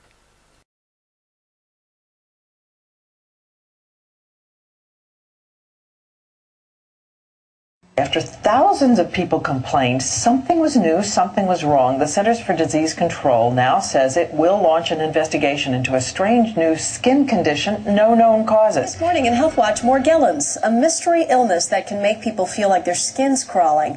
It is a mystery straight out of the X-Files, but those who suffer from it will tell you it's painfully real. Imagine feeling like your skin is literally crawling, that you're tormented at all hours. You can't even think straight. The condition is driving you. People around the world are developing lesions on their skin that ooze and produce fibers. This is known as Morgellons syndrome. Tissue samples cultured from ordinary people without this ailment contain and grow the very same fibers. When these fibers are cultured, they produce colonies of filaments. You can see the extension filaments. And these colonies continue to grow and reproduce, branching out into more filaments and more colonies. The filament cultures can be grown from saliva samples, tissue from the skin, mucus, urine, blood, from animals and people, regardless of the presence of the Morgellons condition. So where do these fibers or filaments come from? Airborne environmental samples that were collected by Clifford Carnicom in 2000, the year 2000, gathered at high altitude on a mountain in New Mexico, showed the presence of those fibers, whose structure matches exactly the tubular filaments showing up in our blood, tissues, and skin. Additionally, the samples collected by Mr. Carnicom showed what he calls, and was called in biology, desiccated erythrocytes. This is a multisyllabic term, but it means dried red blood cells. So, why are dried red blood cells in the air? Okay. The next thing that you can find in environmental monitoring are Morgellons. Yeah. If you look at the things the vaccination is containing, starting with mercury, this is pure poison. Starting with the chelates that pull out copper from your body, you start realizing that there's a plan behind it. And if you look at this, you can find all the things connected to the Morgellons disease. You find like large area self-assembled plasmonic photonic crystals. If you go into this publication, you find these hexagonal forms. And if you look for the function, actually this is a thing that is collecting a radio signal and turning the radio frequency into DNA-readable light impulses within the body. So this is the reading unit. If you look down there, you have photonic crystal fibers. If you look what they do, it's normally they talk about carbon nanotubes filled with these colors, with these quantum dot chemistry. And the function is to collect light processed by the DNA and turn it into a readable signal. Exactly what Cara St. Louis described in her novel. Now there are a few more aspects of this Morgellon disease that are a little bit strange. Morgellon victims have this sensation of insects crawling through their body. It's sometimes the disease is called delusional parasitosis. And the doctors say this is pure madness, and normally what they give is psychopharmaca. I guess to get the people quiet. I did feel it crawling through, like it was trying to get out of my body after that. It was crawling. I would see my skin would move. It would move everywhere I had where it come down to my mouth. It was trying to get out of my body. I would even see it sometimes go right across my eye, some of it. it was trying to get out of my body after that, and it wasn't getting the energy from me, so it was dying. Okay, so I do believe that's somewhat nanotech, and that it lives off of the body's energy, bioelectric energy. Okay, we're going to do the grape juice test here. It's like a wine test. You can use wine also, red wine. And it's the Morgellon test, Morgellons. And we got rubbing alcohol here. We're going to use that too. So when my mom here spits this grape juice on this plate here, you're going to see a lot of little creatures wiggling around in there. Okay, so go ahead. We're going to do this. Fun stuff, I'm telling you. Okay, I'll be back in 2 minutes and we'll see what we get. Get ready to spit it on that plate there. Go ahead. Oh, that's attractive. Oh, nice. Oh my God, look at that crap. And that's not in the grape juice, by the way. We already did that test. This stuff is fibers and whatnot. Okay, go ahead. We're going to pour some little bit of rubbing alcohol. It's going to bring these things to screaming. Now you can really see them. Yeah, I know you can see them. No. Oh, yeah, that's so funny. I'm in the Twilight Zone, as usual. A whole string of them. Oh, God, this is even worse. We did it the first time, and it was bad, but this is even worse. Yeah, you can see what it does. What you have inside of you. We all have this, folks, so the spraying is happening. It's over our heads today, as usual. Each of them has a life expectancy of up to 100 years in the environment. They need no battery or power source externally because they are powered by the electromagnetic radiation in the air that we breathe. I'm going to tape this time. And so this is what we did before. This is what this is. This is the wine spit test where you rinse your mouth out and then you take grape juice and you hold it in your mouth and you spit it out into a petri dish. Well, what we did is we used the zeolite, the zeoforce. This stuff says it cages this stuff, this stuff that's in these chemtrails that's in our bodies.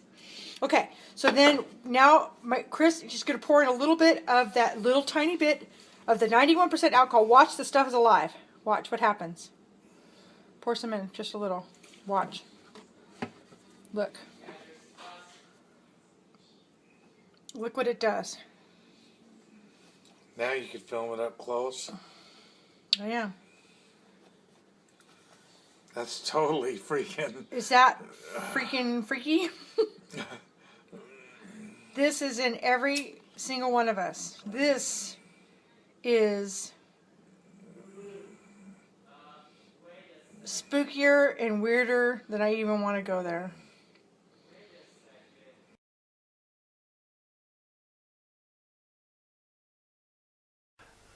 If you look at those particles, this is how they look like under the microscope. The particle form is called a whisker. It looks like a star, and it has this special ability to attract electrons and to hold them. So this is the function of these particulate plasma in the military domain. The barium strontium titanate can be activated to spit out electrons, and the aluminum oxide is carrying them for a long time. And this is attracting other flies to get infected with this fungus.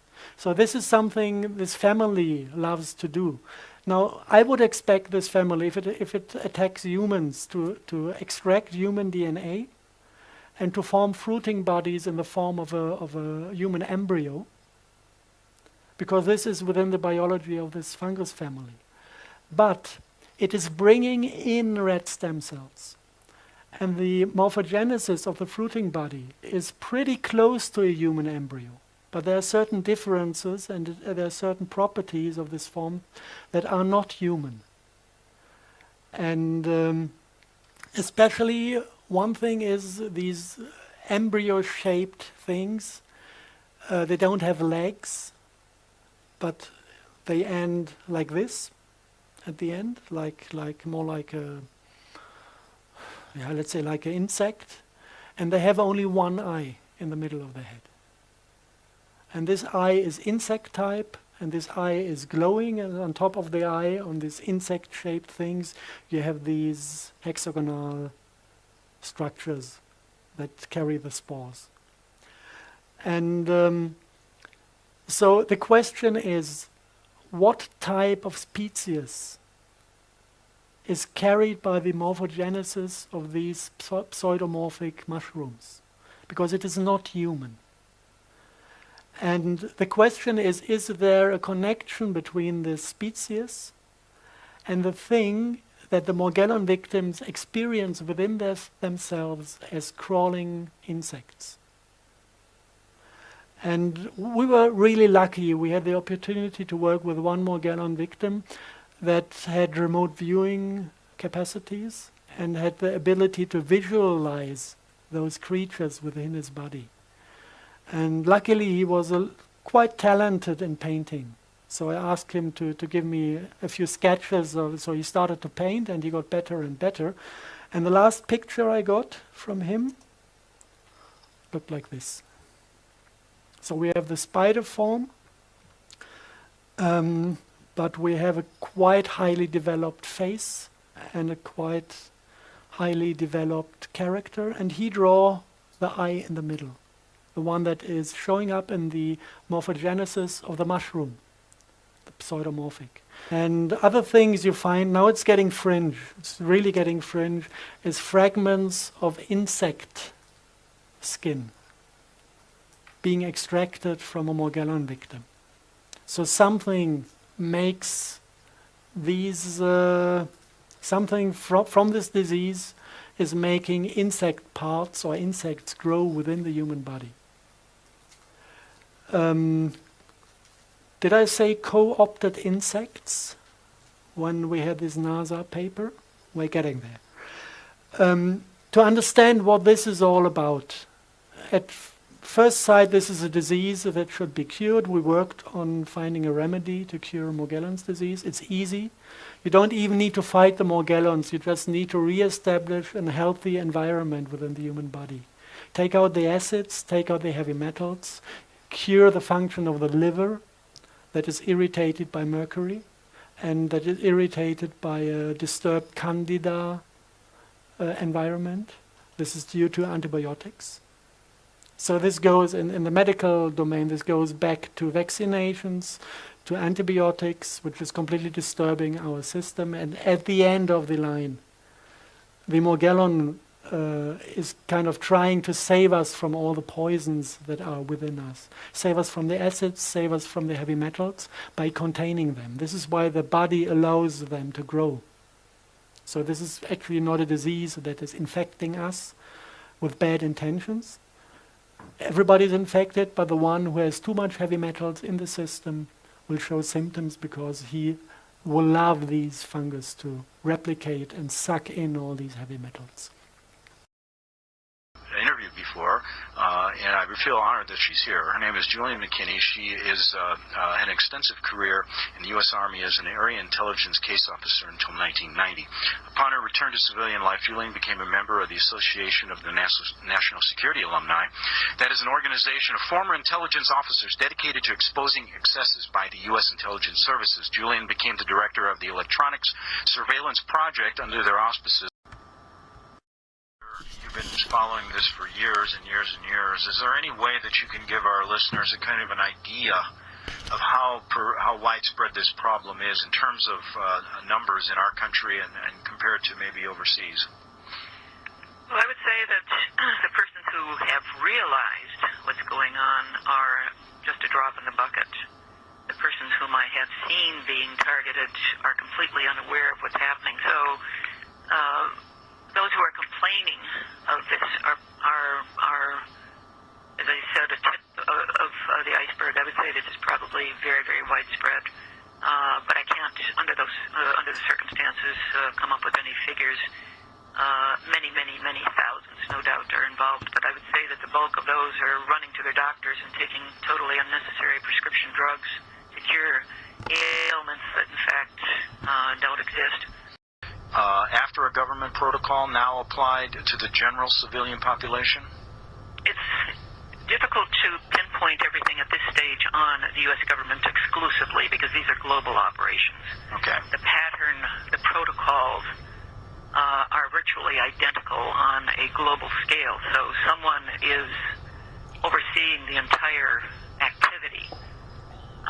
The government obviously is complicit because otherwise these operations would not be allowed to exist. Congress recognizes that these weapons systems exist and funds them, and knows as a result of appropriate briefings what the bioeffects can be, yet they have passed no legislation prohibiting their use under unconstrained experimental circumstances.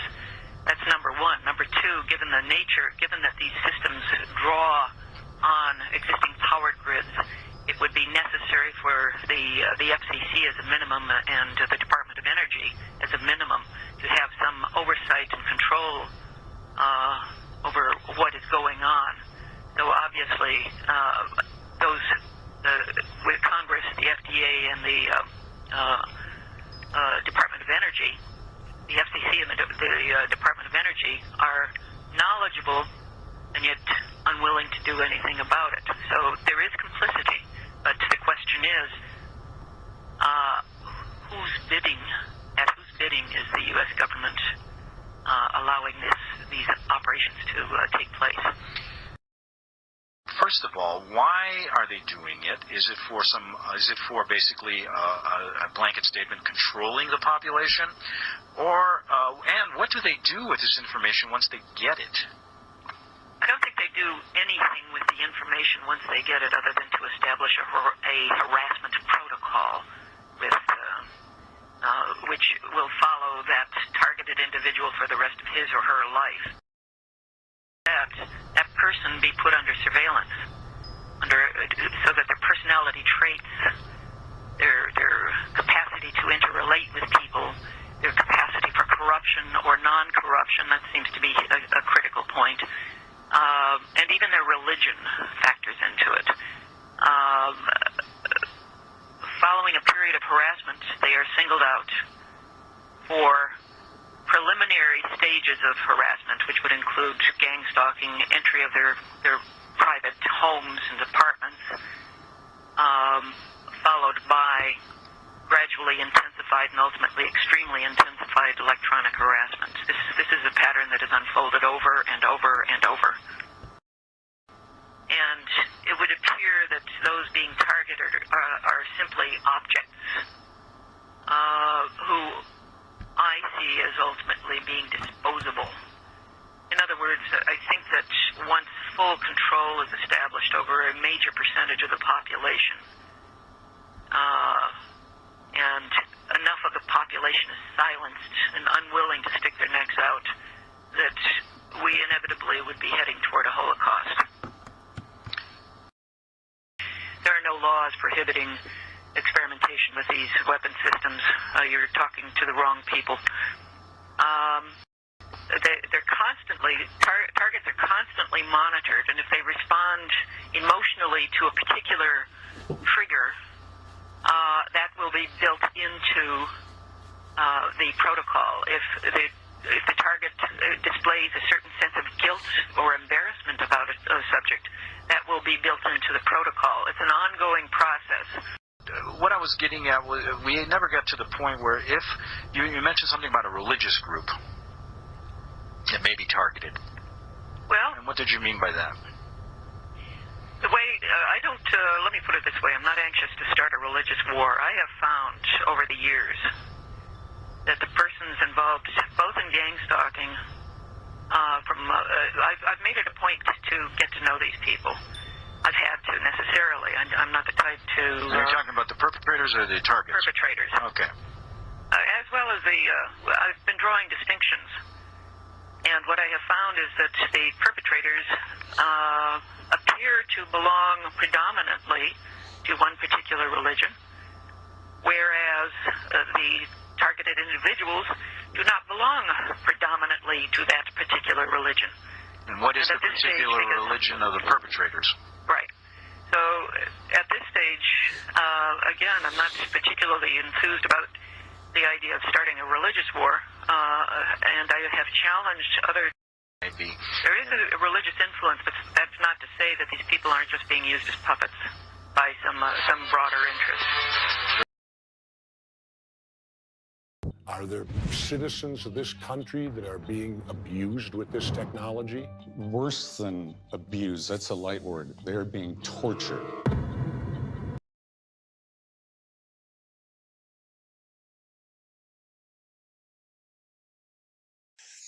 So here's a sampling of the many names this single weapon system has gone under. Psi weapons, non-lethal weapons, directed energy weapons, cognitive modeling influencers, voice of God weapons, synthetic telepathy, EEG cloning, EEG heterodyning, neurotelemetry, biotelemetry, scalar weapons, behavioral biophysics, microwave weapons, mind control, bioenergetics, neuron fluencing, mind meld, remote interrogations, remote hypnotic intracerebral control neuralizer, RHIC, EDOM, telesuggestion, parapsychology, radiofrequency weapons, psychotronics, radionics, telecybernetics, bioelectromagnetics, non-thermal effects research, remote brain wave monitoring, psychic spying, stealth radar, microwave interferometry, high-frequency pulsed ELF waves, thought reader radar, informational weapons, and the list goes on for another 2 pages. Through my protected sources, I was told the government weapons testers look for brainwaves that show 3 traits they want. One is amplification factor of neurons, often found in dopamine excessive brains. This group traditionally has been known to exhibit psychosis. The other brain entrainment inducibility indicative of a high susceptibility to hypnosis. The third is the uniqueness of the brainwaves to add to the databases, which increases the effectiveness of TAMI for other people. Other factors for target selection include the ease of discrediting and isolating the victim. Of course, being a disobedient politician or a government whistleblower will increase your chances of being thrust into the virtual hell and beginning your journey into madness. And if you put the two together, this goes beyond the novel. You get a read-write unit. I can take one person, make him angry, read out his anger, digitize it, put it on an antenna, and address 100 people that are not angry. And if they have this biology within their system, they will feel exactly the same experience of anger that I read out from the single person. So what do I need? Do I need an Arabic Spring? Easy. Just introduce some anger to the system. Yeah, so this is basically the possibilities that lie within a read-write unit, like a tape recorder. Record the human experience, the overall human experience of a human, and you can tell by the colors what this includes. Blue is the light that we process for thinking, and red is the light we process for sexuality. So they control our egos, they control our minds, and they control our sexuality. Touchless torture devices. History. There was a patent that I will keep referring to throughout this book because of the importance of the work.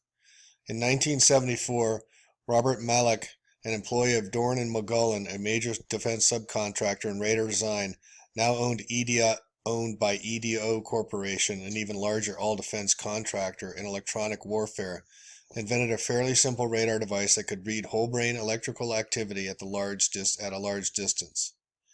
It has the major advantages of no wires and full-brain electrical activity analysis, not just points on the skull's surface. He discovered and perfected a way to use some simple electromagnetic oscillations anywhere from 100 megahertz to 40 gigahertz to read brain waves by illuminating the brain and its electrical conductance, then reading the return signal. The imaging method observes the changes of frequency resonances, amplitude, and phase, which represent the states of neuron depolarization throughout the brain. TAMI, thought amplifier and mind interface. But more profoundly, he discovered that he could influence brain waves if precisely timed with a return training signal. He had no idea that at this moment in history, he had accidentally destroyed democracy as we envision it. The military and surveillance community immediately picked up on the patent and within 2 years had reprogrammed their communications and surveillance satellites and terrestrial phased arrays with the new concepts. So in 1976, on the bicentennial of this great nation, a system called TAMI was born. A more invasive Big Brother technology came about before George Orwell's prediction in 1984. some of those devices which would have enabled the CIA to use this poison for, we have indeed, for killing people. The round thing at the top is obviously the sight. It works by electricity. There's a battery in the handle. Does the target know that he's been hit and about to die? A special one was developed which potentially would be able to enter the target without perception. As a murder instrument, that's about as efficient as you can get, isn't it? It is a weapon, a very serious weapon. I've actually been induced to have panic attacks on 2 separate occasions. This is before I realized I was a targeted individual. I shouldn't say panic attacks, what I thought were panic attacks. Basically, my heart rates just started speeding up very, very rapidly. It was just going at full blast. And so it kind of freaked me out. I thought I was actually having a heart attack. And so I went to the hospital. I had the ambulance called. I was at work. I had the ambulance called to my job. They took me to the hospital. And they said, oh, nothing's wrong. Everything's normal. Your EKG is just fine. And I'm thinking, well, how can my EKG be fine? Because my heart rate was going 90 miles an hour, before you got here. And so I just resolved that I was having panic attacks. But now I know a little bit more about the technology. I realized that I was not having panic attacks. And this is kind of when the harassment first started, and that this was just part of the game. It was peace. Where the microwave weapons where they can. Well, the microwave weapons can cause heart attacks, and people that have some sort of defect in their heart and can cause strokes. And this was written about by the U.S. Air Force, talking about the Russians are developing this. We're way ahead of them. So, it's all a scam just so they can get more money from Congress. Yeah. But Dr. Fred Bell, after he did an interview with Joseph Ventura, dropped dead 24 hours later from a heart attack. And, this has been written about. This is actually old news. 1970s, I found in Russian literature, talk about you can spook or scare someone to death. With another vibration that's from the same time or from, a similar frequency, and they gradually will make the vibration get lower and lower and lower. Extremely low frequencies is when you're in panic and you're freaking out and you're thinking all kinds of nasty shit. Not nasty like sexual nasty, but nasty as in like evil nasty. And that's not okay. If you are a targeted individual, do not let these motherfuckers convince you that you're a bad person.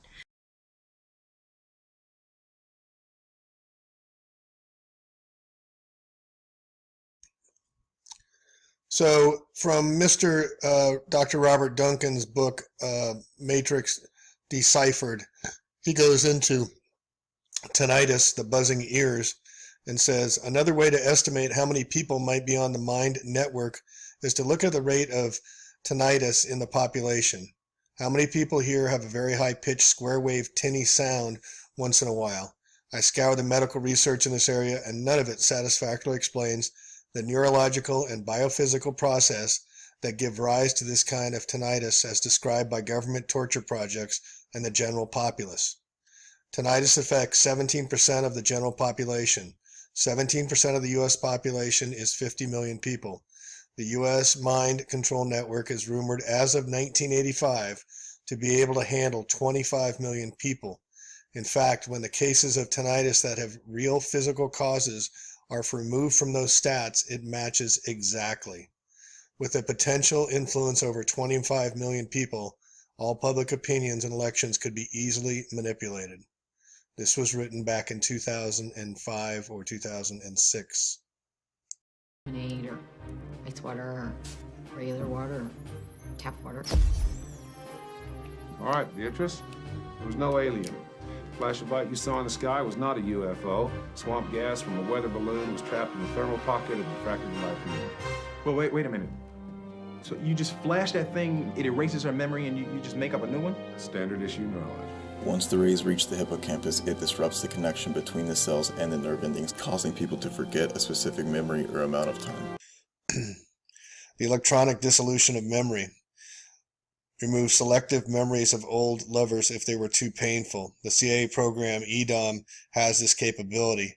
By forcing memory recalls of the memories to be erased, EDOMs can track this neural circuits, mathematically represented by matrices in the cognitive model, and turn them off. When two minds are linked through TAMI, every thought is shared. The psychic attacker merely needs to blank their mind when a topic of thought occurs that they want to avoid. The U.S. shadow government has killed more people by keeping this technology secret than all previous U.S. wars since the beginning of this nation. I mean, this is horrible. This is absolutely horrible, guys. And I would not wish this on even my worst enemy. It is such a frightening experience. Is subjected to a constant bout of noise that is never ending. It's designed to keep the targeted individual on edge. It happens at all times of the day, and it's exacerbated at nighttime. I mean, it's really, really bad at nighttime because the goal is to keep the targeted individual from getting sleep. Memory probing. The EEG heterodyning practice attackers play the same game with all victims. They're able through two techniques to walk the victims back in time to think they have been linked in the victim since birth. Basically, they're going into their minds. Their vampires are going into the memory. Over time, this process is effective to get a complete profile of the person's life. It is a great way to inject a guilt signal. This forces memory recalls in conjunction with specific memory anchor. So if you feel guilty about some particular memory, those additional memories will surface.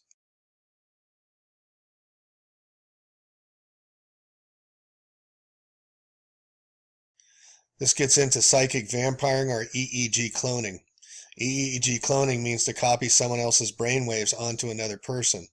This discovery was made by Malik, allows us to be done wirelessly anywhere in the world.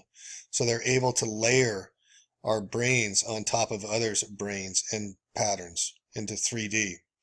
Psychically spying into each other's minds was an incredible feat.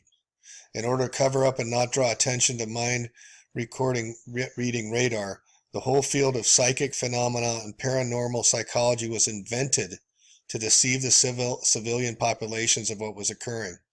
Unfortunately, due to the nature of this new weapon, many humans' minds are needed to create the database of specific brain data necessary to increase the effectiveness on a larger and larger population. These are referred to as the cataloging and cloning operations. In this context, cloning does not refer to human cloning, but EEG, three-dimensional cloning. Life force of the earth. Yes, they're polluting the life force of the earth, and they're absorbing, they're like, that's the whole beehive thing. They are absorbing energy from the core of the earth like bees. That's the whole beehive thing that you hear all the bees are dying. There you go. The way this energy works is the entities is like a beehive, and the earth is an energy source, and they're like bees to it. They go and collect like a flower, let's say per se a flower, they go and collect the energy from that. And then they try to pollute it, and they're trying to change the polarities of the earth from positive to negative.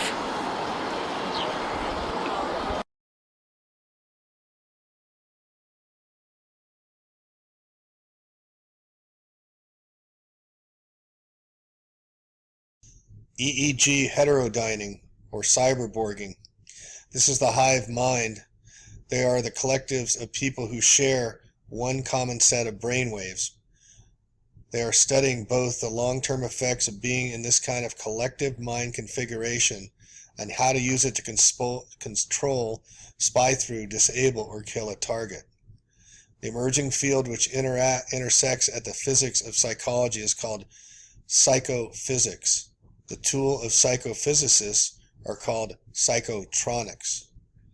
Mr. Malik in '76 discovered he could influence brainwaves just as easily as reading them, so at the other extreme, a psychic warrior can EEG clone his brainwaves onto a target. Heterodyning is an engineering term which means to mix signals. After being run through the battery of torture tests, I can confirm what one of the researchers involved with mind control brags about in his paper is true. Quote, I can control every aspect of human mental functions at 450 megahertz. Mind, magnetically integrated neuron duplicator. This is one method to usurp a mind and create a higher order mind network. With just two sets of tools, one can grow virtual neurons to every human brain. Certainly hive minds with 2 to 6 people are being created and tested in the thousands of cells. Whether those cells are somehow connected to each other through a collective hive mind switchboard is also unknown. One could create a higher order mind from connecting all human minds together, a global brain. Has it been done? I know for certain that many people have been mapped and connected to the U.S. Mind Network. Whether that is just for current and future use as spy and control conduits, or whether this large collection of minds has been or is being integrated, is unknown to me. Literally, in one moment, I'm just fine, and in the next moment, I'm extremely intensely hot. And I have like this tingling feeling all over, literally all over my body, where I've just been heating up, almost like I'm cooking inside, like my insides are cooking. And I broke out in a sweat. And it only lasted for like a minute or two, but it leaves you so dizzy and disoriented and just out of it that, I mean, you're frightened. You are frightened and you're wondering, like, what in the world is going on with me? Once the target brain, unbeknownst to them, has adapted and incorporated to the virtual network, an example being the modulated brain signals, anything can be done with their soul. Let's imagine if everyone has their own artificial mind model running all the time. A program composed of synaptic weighted matrices constantly growing with the person, basically a soul duplicate of pure information. Mind viral warfare. Simulated mind virus could be grown into anyone via virtual neurons and the self-organizing nature of biological neural networks. What this means is they're self-replicating. Once they get in, they start making more of themselves and cloning. It only requires more computing power to add unlimited scalability. This is how EEG cloning could be used as a full-scale weapon without requiring a real army behind it. Is there evidence that the mind virus exists? Yes.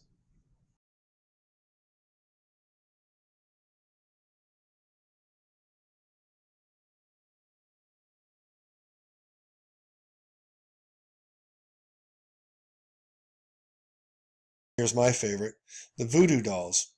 Earlier, I facetiously joked that the psychic warfare unit in the Pentagon during the 1970s was probably located next to the voodoo doll warfare unit.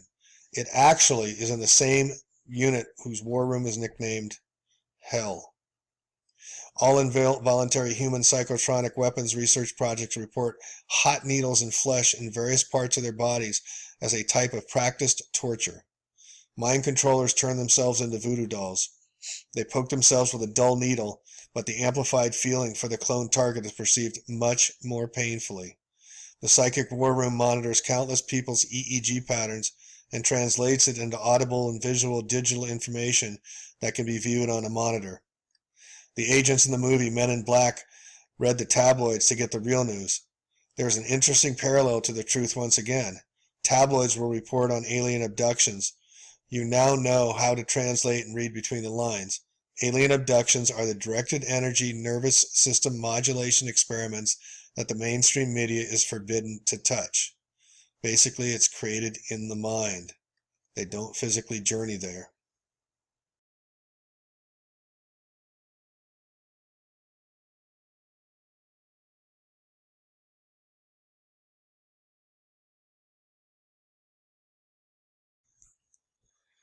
Researcher links artificial intelligence, geoengineering, smart dust, and Morgellons to ETs.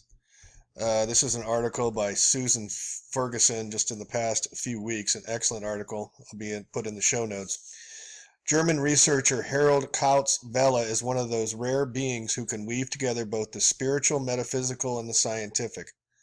He started to look at the topics of AI, chemtrails, Morgellons, smart dust, and nanotechnologies while looking at environmental protection analysis and, quote, came across a number of substances that shouldn't have been in nature because they are 100% artificial and they are high-tech. And there is no other reason to have them in the environment apart from intent. And not the best one, let's put it that way, end quote. Referring to the list of semi-secretive technologies and to the substances he found in the environment, he says, quote, if you root these substances back to what they are designed for, you come to transhumanistic technologies, which is the attempt to get an interface between artificial intelligence and biological. If you ask the transhumanists themselves, they'd always say they'd like to give humans better access to AI. And if you look into the technologies, It is always to the opposite way around. It's always giving the AI access to human in the sense of getting the human system controlled from the outside. Most of the people in the world are wrong when they think that AI is something that we, meaning humans on Earth, have developed. True to some extent, but there is a second type of AI that is much older and not of terrestrial origin that we are facing. Hard to prove, but it looks like the AI we are working on is seeded by these original extraterrestrial AI. It encompasses the chemical composition of chemtrails, demonic foundations, Morgellons disease, and sentient oil, otherwise known as black goo. Now we need to understand, the second thing we need to understand is what is the function of the black goo. And to understand the function, you look at the chemistry. It is a mineral oil dotted with high amounts of alchemistic gold and iridium, which is precious metals in the M state, which is, it's not really explored. Some people say it's a type of antimatter that is far enough out of our reality to avoid a collision between matter and antimatter. Some people connect it with superconductive qualities. What we know is that gold and iridium in this state of matter is a very important component of biology. If you look at in DNA, you're kind of forming hollow spaces in the spiral, and you can fit these monoatomic precious metals exactly into the open space. And they kind of act as a biophoton attractor. The DNA itself is capturing the field energy, storing it and resending it out. But the gold and the iridium are attracting the photon onto the spot. So this is basically why we get old. The body is capable of producing M-state matter until we are 18 years old, and then we are losing it. And when the matter is gone, the M-state matter is gone out of our system, we disconnect from the morphic field, and we lose our shape and get old. This is why the Egyptian priests fed themselves with these M-state matter, and it's reported that they managed to get 800 years old, because this function was out of work. I would say that the minds of society are closed off to the higher self, and their heart chakras are closed off to the higher source. And we are starting to live in a society where it's more robotic oriented or AI oriented. This just hasn't begun in this century, but that was a long time ago. It happened on other planets. This presence, it seems to be a presence that is very dark. I wouldn't say evil, because I don't believe in evil, but I would say it was a more of an advanced intelligence presence that absorbs energy for its survival, and it's done this to many previous planets. And this instant, Earth is in peril of the same thing that happened to the other planets. If you look above, I used to often tell people, you can tell what's going to happen to Earth by looking at the stars. You look at the barren planets, because it's happened to it before. They were all populated and very beautiful before all this began, actually. When you're changing the energy or the polarities of the Earth, does that not mean that you're actually destroying Mother Nature?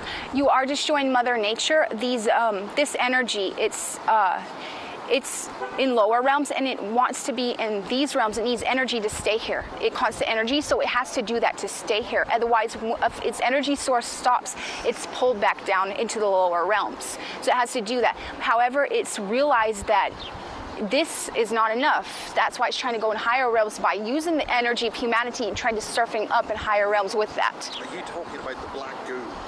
Yes, I'm talking about the black goo. Can you tell us what you know about the black goo, because you've experienced it directly?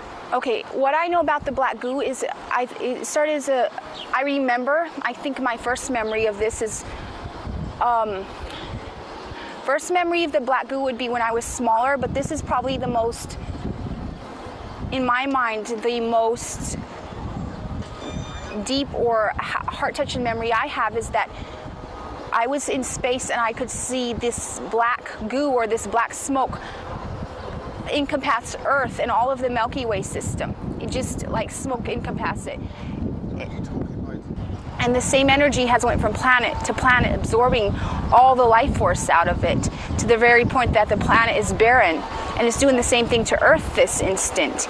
And people on Earth are in amnesia to what's happening. They don't understand what's happening, and they're incarnating over and over and over and being used as energy sources. And they're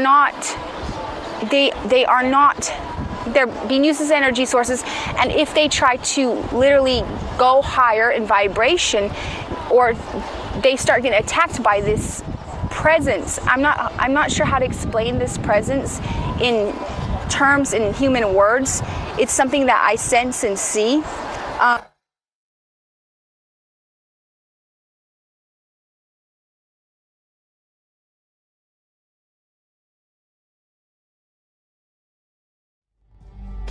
This oil is not only 50 years old, Scully, but its composition has been altered by exposure to radiation. A medium being used by some kind of alien creature that uses it to body jump. The virus is extraterrestrial, been lying dormant underground in the form of an evolved pathogen. We know very little about it except that it was the original inhabitant of this planet. A virus. Told us it was biological warfare, a virus. Plague? Plague to end all plagues, Agent Mulder. A silent weapon for a quiet war. Levels like this just don't appear in nature. And now, another thing that becomes interesting when you look at the different types of the black goo. I titled as binary versus trinary life. The sensation of the black goo forms is different. One is full of empathy, you have a heart in there, and one is cold and empathy-free. What we need to realize is that there are two qualities. One quality is coming from inner Earth, and one quality is coming from outer space. And they feel completely different. The Falkland black goo is called sentient oil, because it has full empathy. If you're getting close to this oil, you're coming in a state of mind that is full of love and empathy.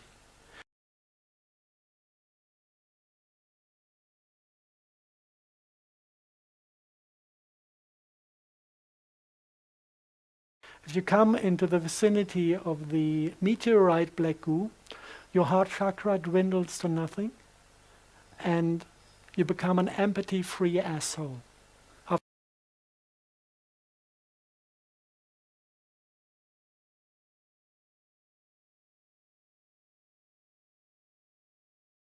So there are many things kind of that point to the thing that we have a little war between two different concepts of biology. One connected to alien black goo and to an alien species that is without heart energy, and one that is connected to our loving planet. I would say I'm still trying to figure out about it. It could be advanced AI, from what I understand. It's emotionless. It has no empathy. It has no feelings. It doesn't care. It just simply absorbs energy and uses it for its purposes needed. Now, the reason for absorbent energy is it can go to higher realms. This is how the realms work. The less energy, the lower realms. The higher the energy, the higher the realms. Now, what it has done is it's been able to absorb energy and move into higher realms where it shouldn't be this instant. And whenever it's using humanity partly for that. I feel like humanity is locked up on Earth, and they're being used for energy sources for this to also, not only has it taken over planets and absorbed the energy from planets, I feel it's trying to go into the higher realms also to also pretty much wreak havoc on all the higher realms. Human beings only use 10% of the brain's capacity. Imagine if we could access 100%. Interesting things begin to happen. What happens when she reaches 100%? I have no idea.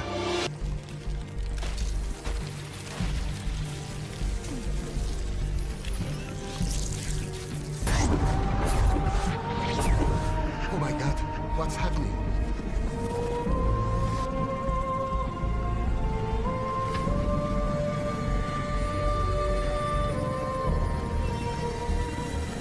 What is she making? New generation computer, I presume. The black goo is processing light as well, but it is processing it in the bidirectional form. So it is controlling consciousness and subconsciousness. This is what forming our way we receive, we look at reality. So the subconsciousness is a time reverse component of a bidirectional signal. So it's doing basically the same as the intelligence community, but it's taking another step to the black goo. And the black goo is connected to quantum computers based on black goo. We found 4 of them. One was in Rome, one was in the city of London, one was in an NS underground facility in the middle of Germany, in the area of Nordhausen. It is a facility where the V2 missiles were constructed.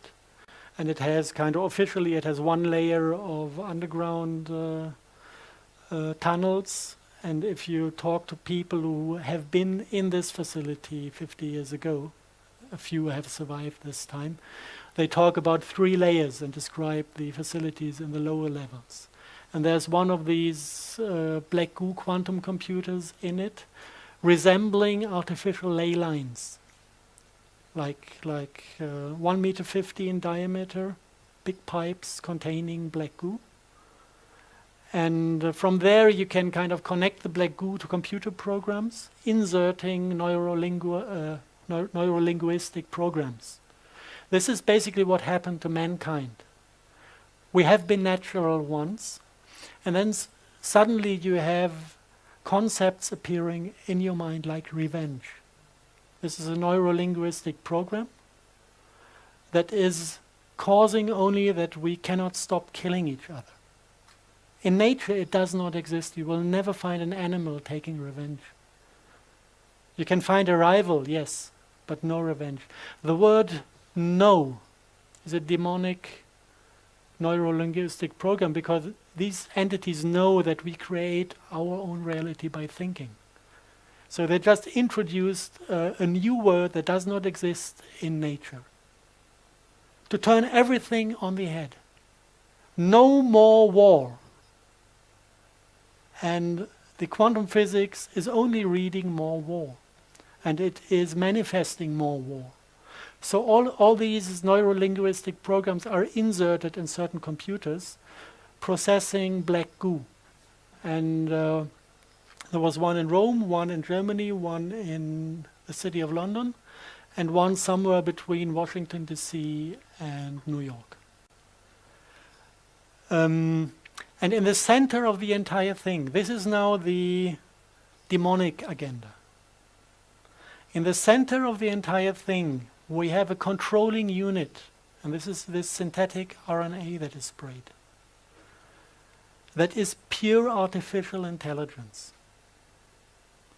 And if you look into the ancient scripts describing the demons, they say that actually they don't have individuality, that they have something within their species that is ruling them as like a central computer. And if you look at this, you can, again, this is not proven, but it makes a story. You can imagine the species starting to travel space, maybe leaving the women behind, and thinking about, with all their knowledge they had gathered, about a way to manipulate. First, they knew they had to take their collective subconsciousness with them to survive as a species. This is why they took black goo onto the journey. And the second thing is that they found possibilities to manipulate the black goo and to adopt the subconsciousness to the needs of space traveling. And this is where they stole the heart chakra. They removed the heart chakra from their biology. Matter, hybrid, whatever, this is where the lines become blurred and you're like, okay, well, what's black goo, what's programmable matter, are they the same? But anyway, Here's Scarlett Johansson again with the black shit. What is she doing? She's looking for energy and matter. And she's trying to connect with our computers. NASA and Google partner up again to unveil a quantum computing leap. This is how the black goo is powering the computers. In an experiment, a quantum computer outperformed a conventional machine by 100 million times. The box is a D-Wave quantum computer. We see that's the size of a garden shed. Relies on fundamentally different principles than today's computers. D-Wave computer came up with an answer 100 million times faster than a conventional computer with a single core. The head of product engineering, Mr. Hartmut Nevin at Google, says a D-Wave does in a second what a computer with a single core does in 10,000 years. Imagine how much control they will have with these types of machines. Transdimensional beings. And what I observe out of this point of view when I look at Morgellon disease, it looks like a higher dimensional being abusing humans to reproduce his own species. And before these pseudomorphic fruiting bodies leave the body, they extract enough biophotons from the forehead to ascend to a parallel dimension. And from then on, they're invisible. But they're still within the body. And this is controllable by radio frequencies without risking that it is triggered without anyone to want it being triggered. We can access black goo also from the little pictures from the microscope. This is German rain. And if you want to know what this liquid does, you can have a look at it in the lab. When you have bigger amounts of it, it looks like this. This is something you can just observe in the lab. And especially this liquid was extracted from those black stones. Yeah. And this black goo has to do something with the communication with demons. This is in the black magic tradition. These black goo schists were used to communicate with the demons. So this all interconnects on political, scientific, and the level of mythology. This is something you can just observe in the lab. And especially this liquid was extracted from those black stones. This is World War II leftovers. We found them in an underground facility in Bavaria, 1/2 ton of it. So we can imagine that the SS processed quite a bit of this. And I guess that the guys found also the technology to extract the oil from it. Must have been there in written form because they did it in the lab successfully. If you look at those stones, you have a brief history of things reported out of former times. You have, if you look at H.P. Lovecraft, the descriptions of the black magic communities in Eastern Europe. They had kind of sculptures out of this black oil schist. And once a year they went there slaughtering little babies to get the demons out of the stone, sacrificing little children to communicate and get the service from the demons. This is one thing mentioned. If you go back in history, planet, and it is very likely that we can put the date at 80,000 BC, connected to the destruction of the Lemurian continent. This is a soft source, I would say. I wouldn't call it hardcore science, but many things hint to this. And people who have memory of incarnations in that time report that in the moment when Lemuria went down, there was a swarm of meteorites coming in, hundreds of them, hitting the earth, containing this black goo. And they also say that connected with these meteorites, there was an invasion of a species that said actually that they are in trouble and that they need asylum, and ask the people of that time to give them that asylum.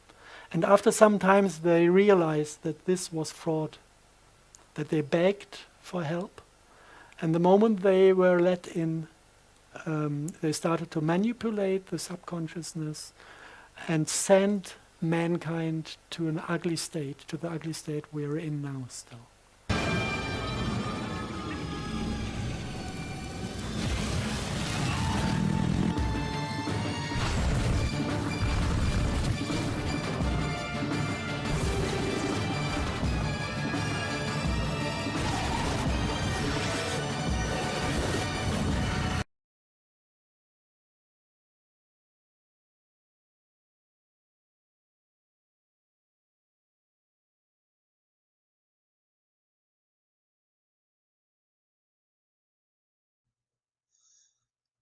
Ecophagy is a term coined by Robert Freitas that means the literal consumption of an ecosystem.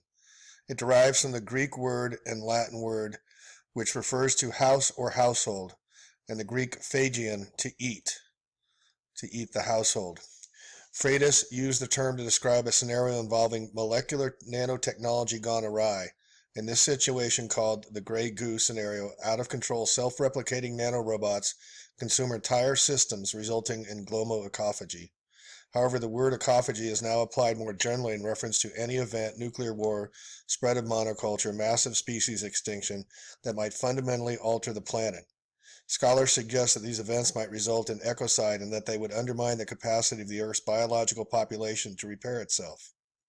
Others suggest that more mundane and less spectacular events, such as the unrelenting growth of the human population, steady transformation of the natural world by human beings, will eventually result in a planet that is considerably less vibrant and one that is, apart from humans, essentially lifeless. These people believe that the current human trajectory puts us on a path that will eventually lead to ecophagy. In the paper in which Freitas coined the term, he wrote, "Perhaps the earliest recognized and best known danger of molecular nanotechnology is the risk that self-replicating nanorobots capable of functioning autonomously in the natural environment could quickly convert that natural environment, like biomass, into replicas of themselves, nanomass, on a global basis, a scenario usually referred to as the gray goo problem, perhaps more properly termed global ecophagy."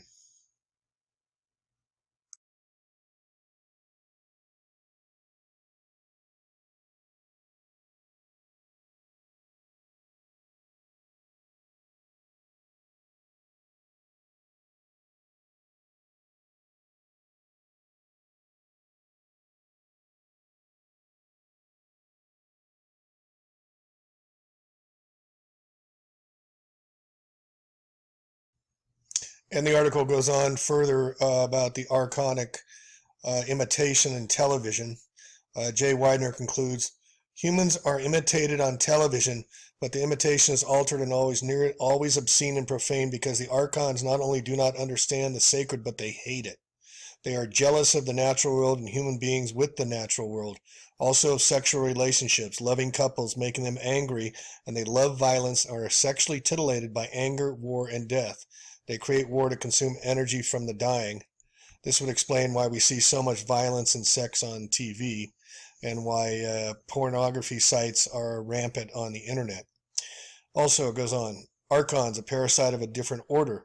Exploring the archons in his new book, Wetiko, the greatest epidemic sickness known to humanity, Paul Levy writes, quote, "When people are infected by Wetiko virus, they are the host for the Wetiko parasites. The Wetiko germ is a psychic tapeworm, a parasite of the mind. Just like certain computer viruses of malware infect and program a computer to self-destruct, mind viruses like Wetiko can program the human biocomputer to think, believe, and behave in ways that result in our own self-destruction. Wetiko is a virulent psychic pathogen that insinuates thought forms into our mind, which, when unconsciously enacted, feed it and ultimately kills its host." That's us, folks. "It doesn't want to kill us too quickly, however, for to successfully implement its agenda of reproducing and propagating itself through the field, it must let the host live long enough to spread the virus. If the host dies too soon, the bug would be prematurely evicted and would suffer the inconvenience of having to find a new residence. That answers the question why they don't kill us off all at once. Mr. Levy continues, like a cancer of the mind that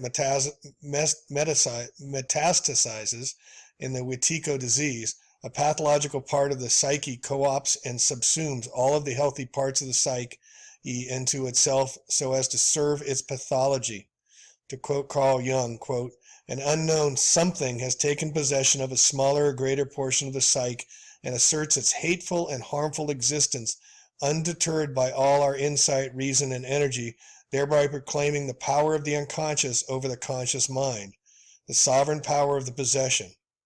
The personality then organizes an outer display of coherence around this pathogenic core, which masks the inner dysfunction, making it hard to recognize. In a psychic coup d'etat, the Wetiko bug can usurp and displace the person who becomes its puppet and its marionette. So in short, where we think that man is controlling the machine, the Archon and its black goo, the use of the black goo, is technology controlling and about to take over man, or is taking over man, to its ultimate demise, to our ultimate demise. What we need to realize is that there are two qualities. One quality is coming from inner Earth, and one quality is coming from outer space. And they feel completely different. The Falkland black goo is called sentient oil, because it has full empathy.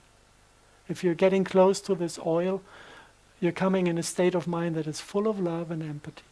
You find them in the Kaaba in Mecca, the same form of phallus-shaped structure that is described in Vedic script as Shiva's lingam, that is described in this Lovecraft script. A fragment of it is part of a central part of the Kaaba in Mecca, and every Muslim in the world is asked to go there once in his life and to kiss this stone.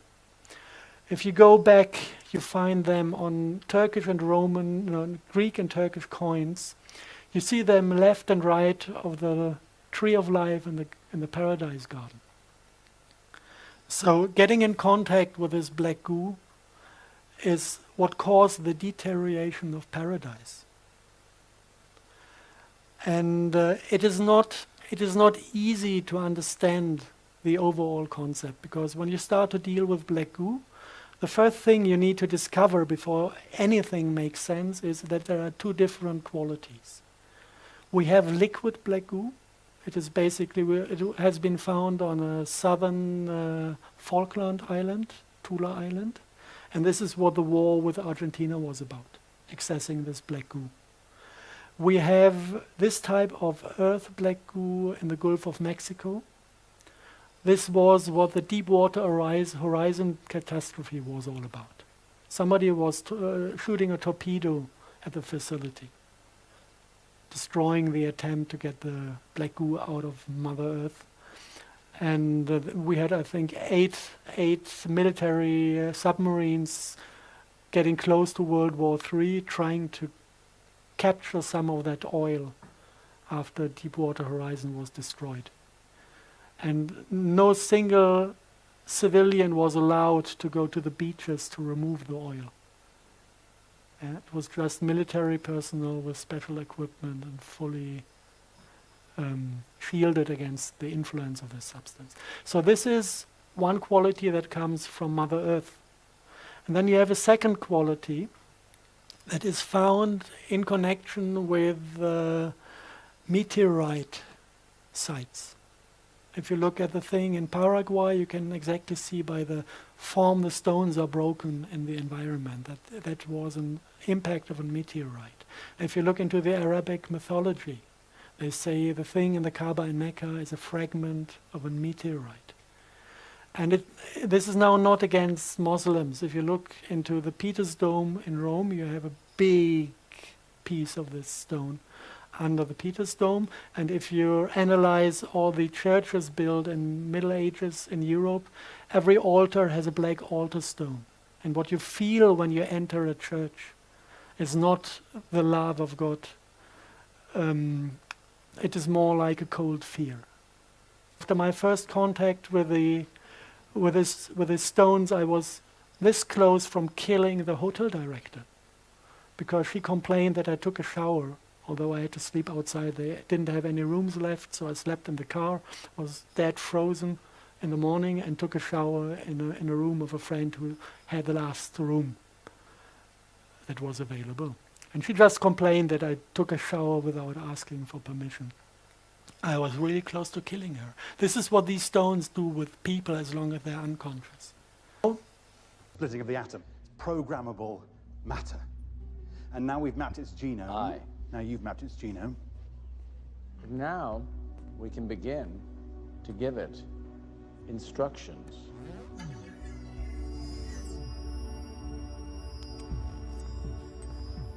This is extremely good. Watch this.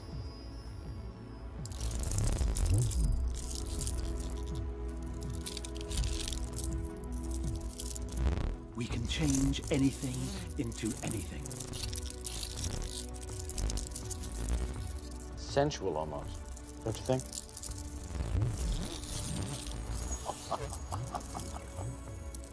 Do you like music? The pill. Perhaps something a little more violent? This is a rather complex thing.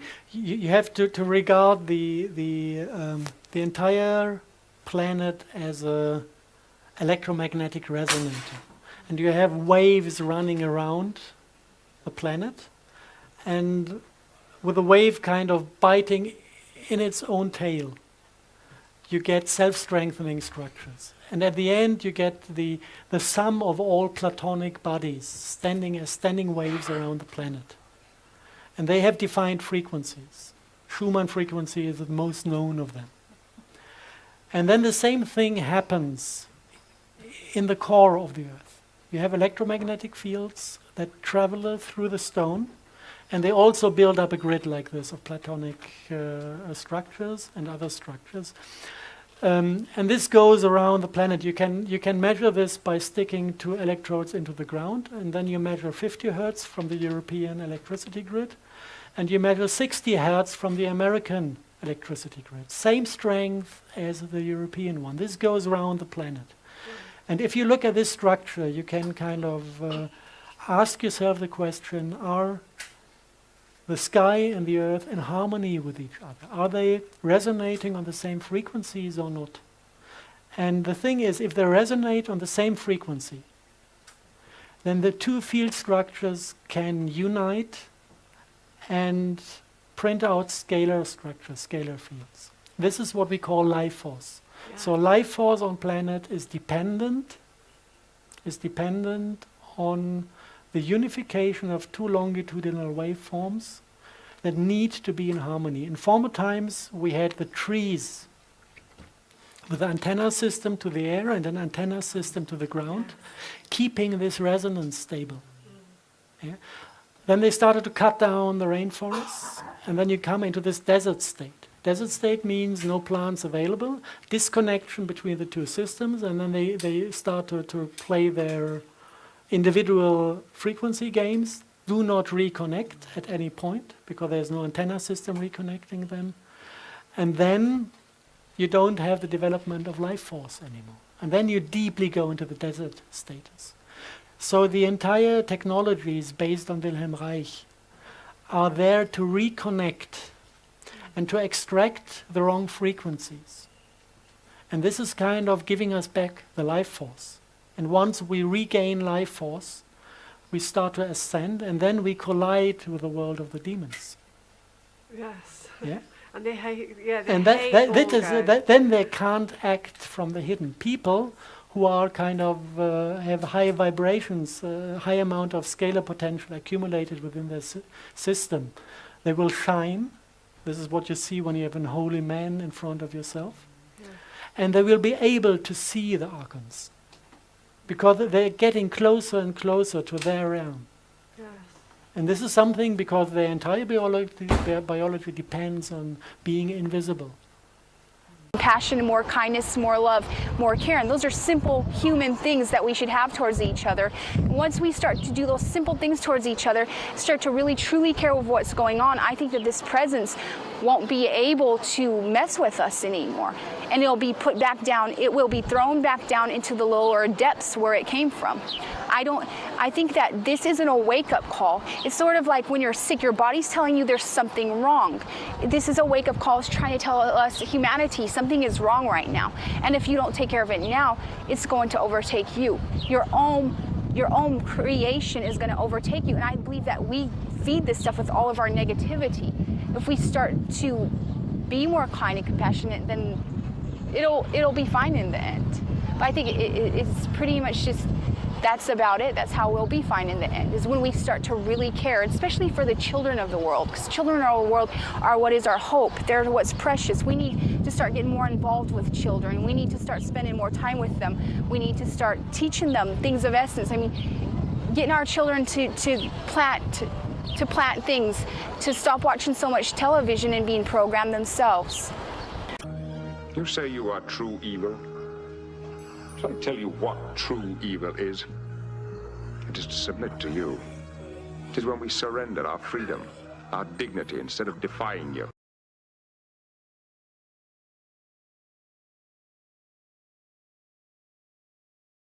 But how? How do we transform the collective human trance into wakefulness? How do we bring about the mass awareness of the people? And what steps can be taken to allow both humanity and the earth to once again return to a natural state of abundance? Clearly, the first step is for people to understand and accept the truth regarding the current condition of mankind and the urgency of addressing the situation we are faced with. But even when people know the truth, as many do, most are simply waiting for social or financial Armageddon, waiting for December 21st, 2012, waiting for ascension, or waiting for the rapture. And due to this lack of positive and decisive action, while people wait for redemption to be delivered to them via an outside source, the destructive machine of modern civilization continues to grind slowly forward towards its inevitable conclusion. Obviously, it is extremely important for mankind to truly grasp the depths of the problems we are facing and to the peril that our collective failure to deal with things has placed us in. And this peril includes not only the human race, but the entire earth and all life upon it. Because if mankind allows the ship of state to continue sailing in its current direction, within possibly 3 to 5 generations, we are very likely to have allowed the creation of a world that will no longer support life as we know it. So that everything from fluoride, everything is all about making the body acidic so that the entity can live in your body. When your body's alkaline, it cannot do that. It can't attach to your body because your defenses are all up and it can not longer. When you're acidic, you have holes in your aura, you have different holes in your energetic body so that it can enter and literally stay in there. That was quite interesting because it's like they put it right in front of you and it's sitting right there and people think it's fantasy, but it's really not fantasy. It's real and it's really horrible because all the things that are happening to children, to people are being sacrificed every single day. People are being taken from their homes. They're being sacrificed. Not their energy. They're being taken. Their energy is being taken. Not only that, they're being used as human guinea pigs. Not only that, they're being used as literally cattle. Humanity doesn't. It's really a victim to all these things going on. However, they're so asleep that it's hard for them to understand these things are going on. It's quite shocking for them. This is what happens. You get old, you get bloated, you get tired. I was a beautiful girl when this whole thing started, and now, well, you see. But I've survived, so I feel an obligation to leave a record of events. Even if it doesn't save my life, it will help other people. Destructive, very destructive. And I really don't see what there's much you can do about it. I wouldn't run to the authorities. I was fortunate in the beginning. The trusted authorities were harassing me. So I was, didn't run to the authorities and go, ooh, I'm being harassed. Because if you do that, they have immediate orders to label people who are gang stalking targets. That's why nothing ever gets done about it. So don't go running to them. And if family members don't want to look at what's happening to you and they say you're crazy, get the hell away from them. Because they're either in on it, or they don't want to deal with you, or they don't believe you because they can't handle it. If you're smart enough to even have figured it out this far, go for the gold. Go for the long haul. Because you staying alive, figuring out what they did, documenting it, will piss them off more than anything else. And I want you to piss them off. I want you to make a blog and leave testimony. And everyone who's a naysayer is like, oh, she's just crazy, or they're just crazy, or... That's not your problem. Your problem is being targeted every day. That's your problem. And it's going to kill you. Get it? It's going to kill you. Myron May, thank you for bringing the light to this, but you didn't have to die to get your fucking point across. Okay? You didn't. Aaron Alexis too. He didn't have to fucking die to get his point across. And it's fucking sad that these people are going to these measures just because no one wants to listen to them. It's with a heavy heart that I am in front of you now to make this video. Kind of my last words.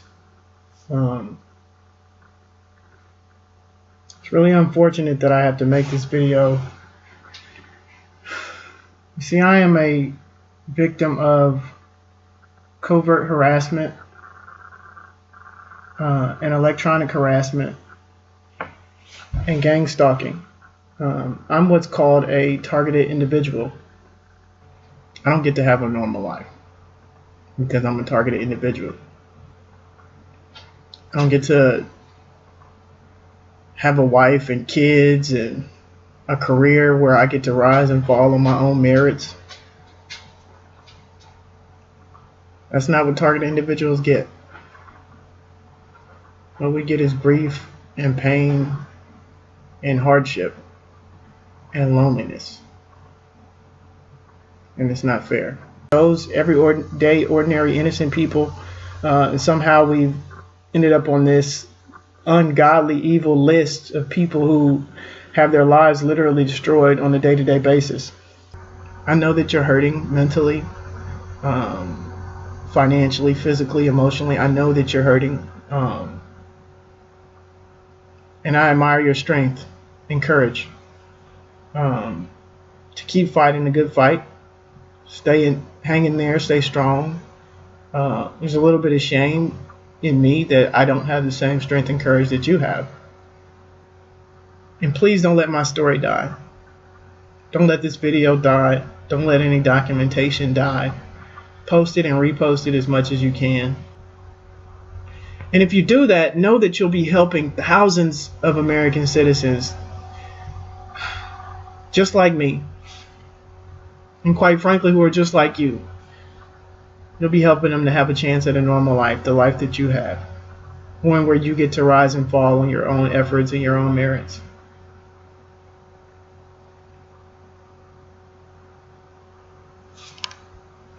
And after all the loss associated with this, after all the loss, think about that.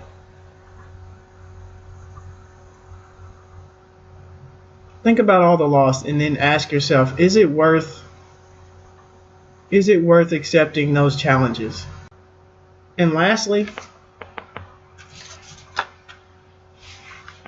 my message to God, this one will not be in the form of a prayer, although it is pretty much a prayer that's been on my heart for the better part of a week. Father, forgive me for what I'm about to do. Forgive me for all of my sins, past sins, present sins, any future sins. Well, chaos was king overnight on the campus of Florida State University. Another school shooting. Students scrambled for cover as a gunman wounded 3 people, one of them critically. After some confusion, campus police confronted the man with the gun. At one point, the man opened fire on the FSU PD. They returned fire, killing the suspect on the spot. Shots fired. What's your 20? Shots fired. Suspect down. What you just saw is newly released video from the night of the FSU library shooting. Good afternoon, I'm Eden Schultz. And I'm Julie Montanaro. Among the videos released this afternoon, surveillance video that shows Myron May walking into Strozer Library just minutes before shooting and wounding 3 people. Was firing outside of Strozer, came in, fired a couple shots in the lobby.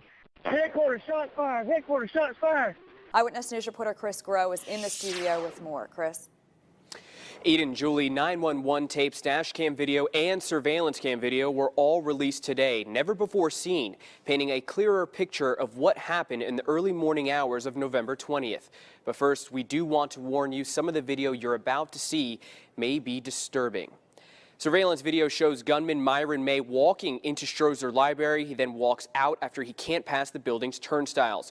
Around 20 minutes later, you see May walk back in after shooting and wounding Ronnie Ahmed and grazing Elijah Velez outside. May then sets his sights on Nathan Scott, firing once behind this desk, wounding Scott. But then he either reloads his gun or jams. Nathan Scott and his co-worker then escape. When May walks away, Scott and his coworker try to get away, but watch as 2 different people walk by May before he finally heads outside. He came into the lobby of the library. My coworker and I were under the desk, and he fired a shot and went back out the door. Now what you're looking at is dash cam video from FSU police showing when officers arrived on the scene. May would be confronted by officers from both FSU and TPD. Tallahassee Police's final report says May made a motion as if he was going to swing around, and that's when officers fired. He said something, but he was talking like really quiet, and I'm screaming at him, It's like, drop the gun, drop the gun. And then I hear him say, like, I'm going to make you kill me. You just have to kill me. And so at that point, I was like, all right.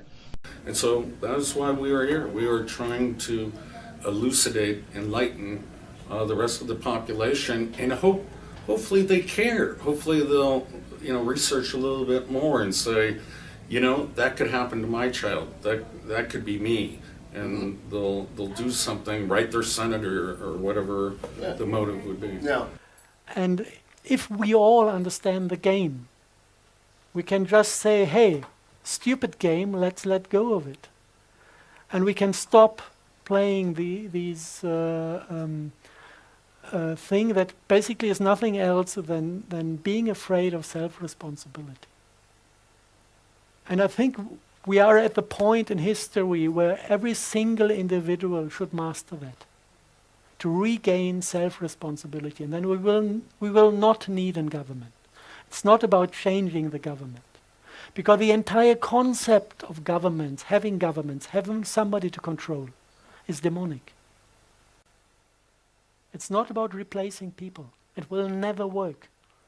We need to replace the game. We enter a world of abundance. And this can only work if also the psychology of the scarcity is leaving. If we let go of this and start to trust the other cycle of, I know that there's enough of everybody. This is why I let go everything I don't need in this moment and share it with other people. And they gain trust in the thought that there really is enough for everybody. And this is also self-strengthening. And at the moment we are kind of diving through the hole of the needle, leaving one system, entering the other one. It's a process that is going to take place during the next 3 to 5 years. And when we are through, nothing is going to be the same on this planet. The ones who survive this are the ones who collect the spirit and swim in front of the wave. I've survived a lot of things, People look at me and they would never never ever realize what I've been through, and I don't even want to explain what I've been through, but I can tell you this, that throughout everything that I survived, it's because I remembered love. And I would, even there was days where I didn't have anything and I was in the worst situation. I was just a little child, and I would wake up and I'd look at the sun every morning and I just have so much heart love and be so happy and smile, and a person would be like, why are you smiling? And you're not allowed to smile. Why do you smile? And I would explain to them, because I feel love, and that is very, very important to me. All this time I think I have survived because of the fact that my heart is open, and I really do care about people, and I really, really, really see that others, the really sad thing, people aren't working from their heart. They're working from their ego or from other things, and it messes them up. And if everybody would just start opening their hearts and being kind and compassionate and caring, it's not no religion to do those things. It's something normal that we have forgot to do. If we do those more often, the world would be a much better place for us and our children. So it was also trying to break me in that way. It was trying to give me these emotions so that I would let go, because I was terrified.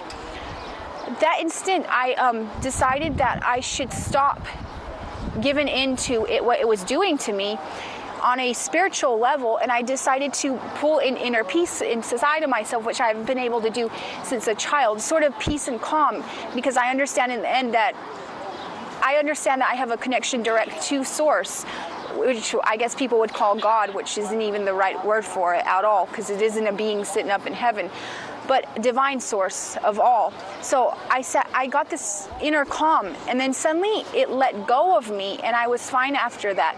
And what do you think about those people that don't buy your story? Does that not bother you? Not in the least. Truth never goes away, and it's like a seed planted. It is going to blossom and come to fruition, because it's everywhere around us. There's so many aspects of society, and once people's eyes are open to truth, even if they don't want to see it, they're going to start seeing it around them. So no, that doesn't worry me in the least.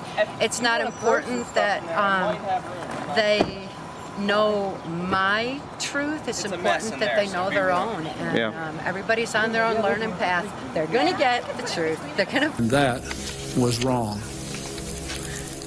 So today, on behalf of another generation of American leaders and another generation of American citizens, the United States of America offers a sincere apology to those of our citizens who were subjected to these experiments, to their families, and to their communities.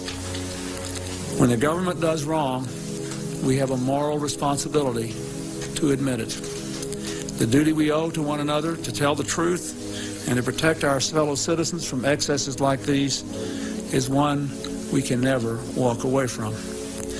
Our government failed in that duty, and it offers an apology to the survivors and their families, and to all the American people who must be able to rely upon the United States to keep its word, to tell the truth, and to do the right thing.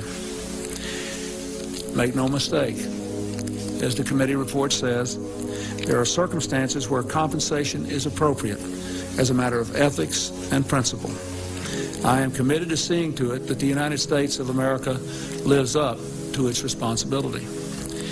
Our greatness is measured not only in how we so frequently do right, but also how we act when we know we've done the wrong thing, how we confront our mistakes, make our apologies, and take action. That's why this morning I signed an executive order instructing every arm and agency of our government that conducts, supports, or regulates research involving human beings to review immediately their procedures in light of the recommendations of this report and the best knowledge and standards available today, and to report back to me by Christmas. It won't let you remember. Sorry.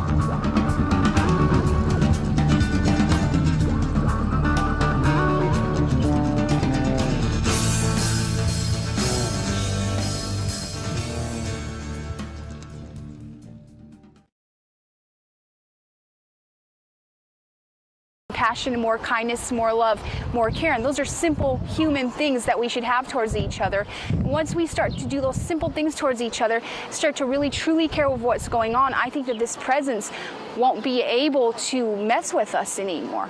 And it'll be put back down. It will be thrown back down into the lower depths where it came from. I think that this isn't a wake-up call. It's sort of like when you're sick, your body's telling you there's something wrong. This is a wake-up call. It's trying to tell us, humanity, something is wrong right now. And if you don't take care of it now, it's going to overtake you. Your own creation is going to overtake you. And I believe that we feed this stuff with all of our negativity. If we start to be more kind and compassionate, then it'll be fine in the end. But I think it's pretty much just, that's about it. That's how we'll be fine in the end, is when we start to really care, especially for the children of the world, because children of the world are what is our hope. They're what's precious. We need to start getting more involved with children. We need to start spending more time with them. We need to start teaching them things of essence. I mean, getting our children to plant things, to stop watching so much television and being programmed themselves.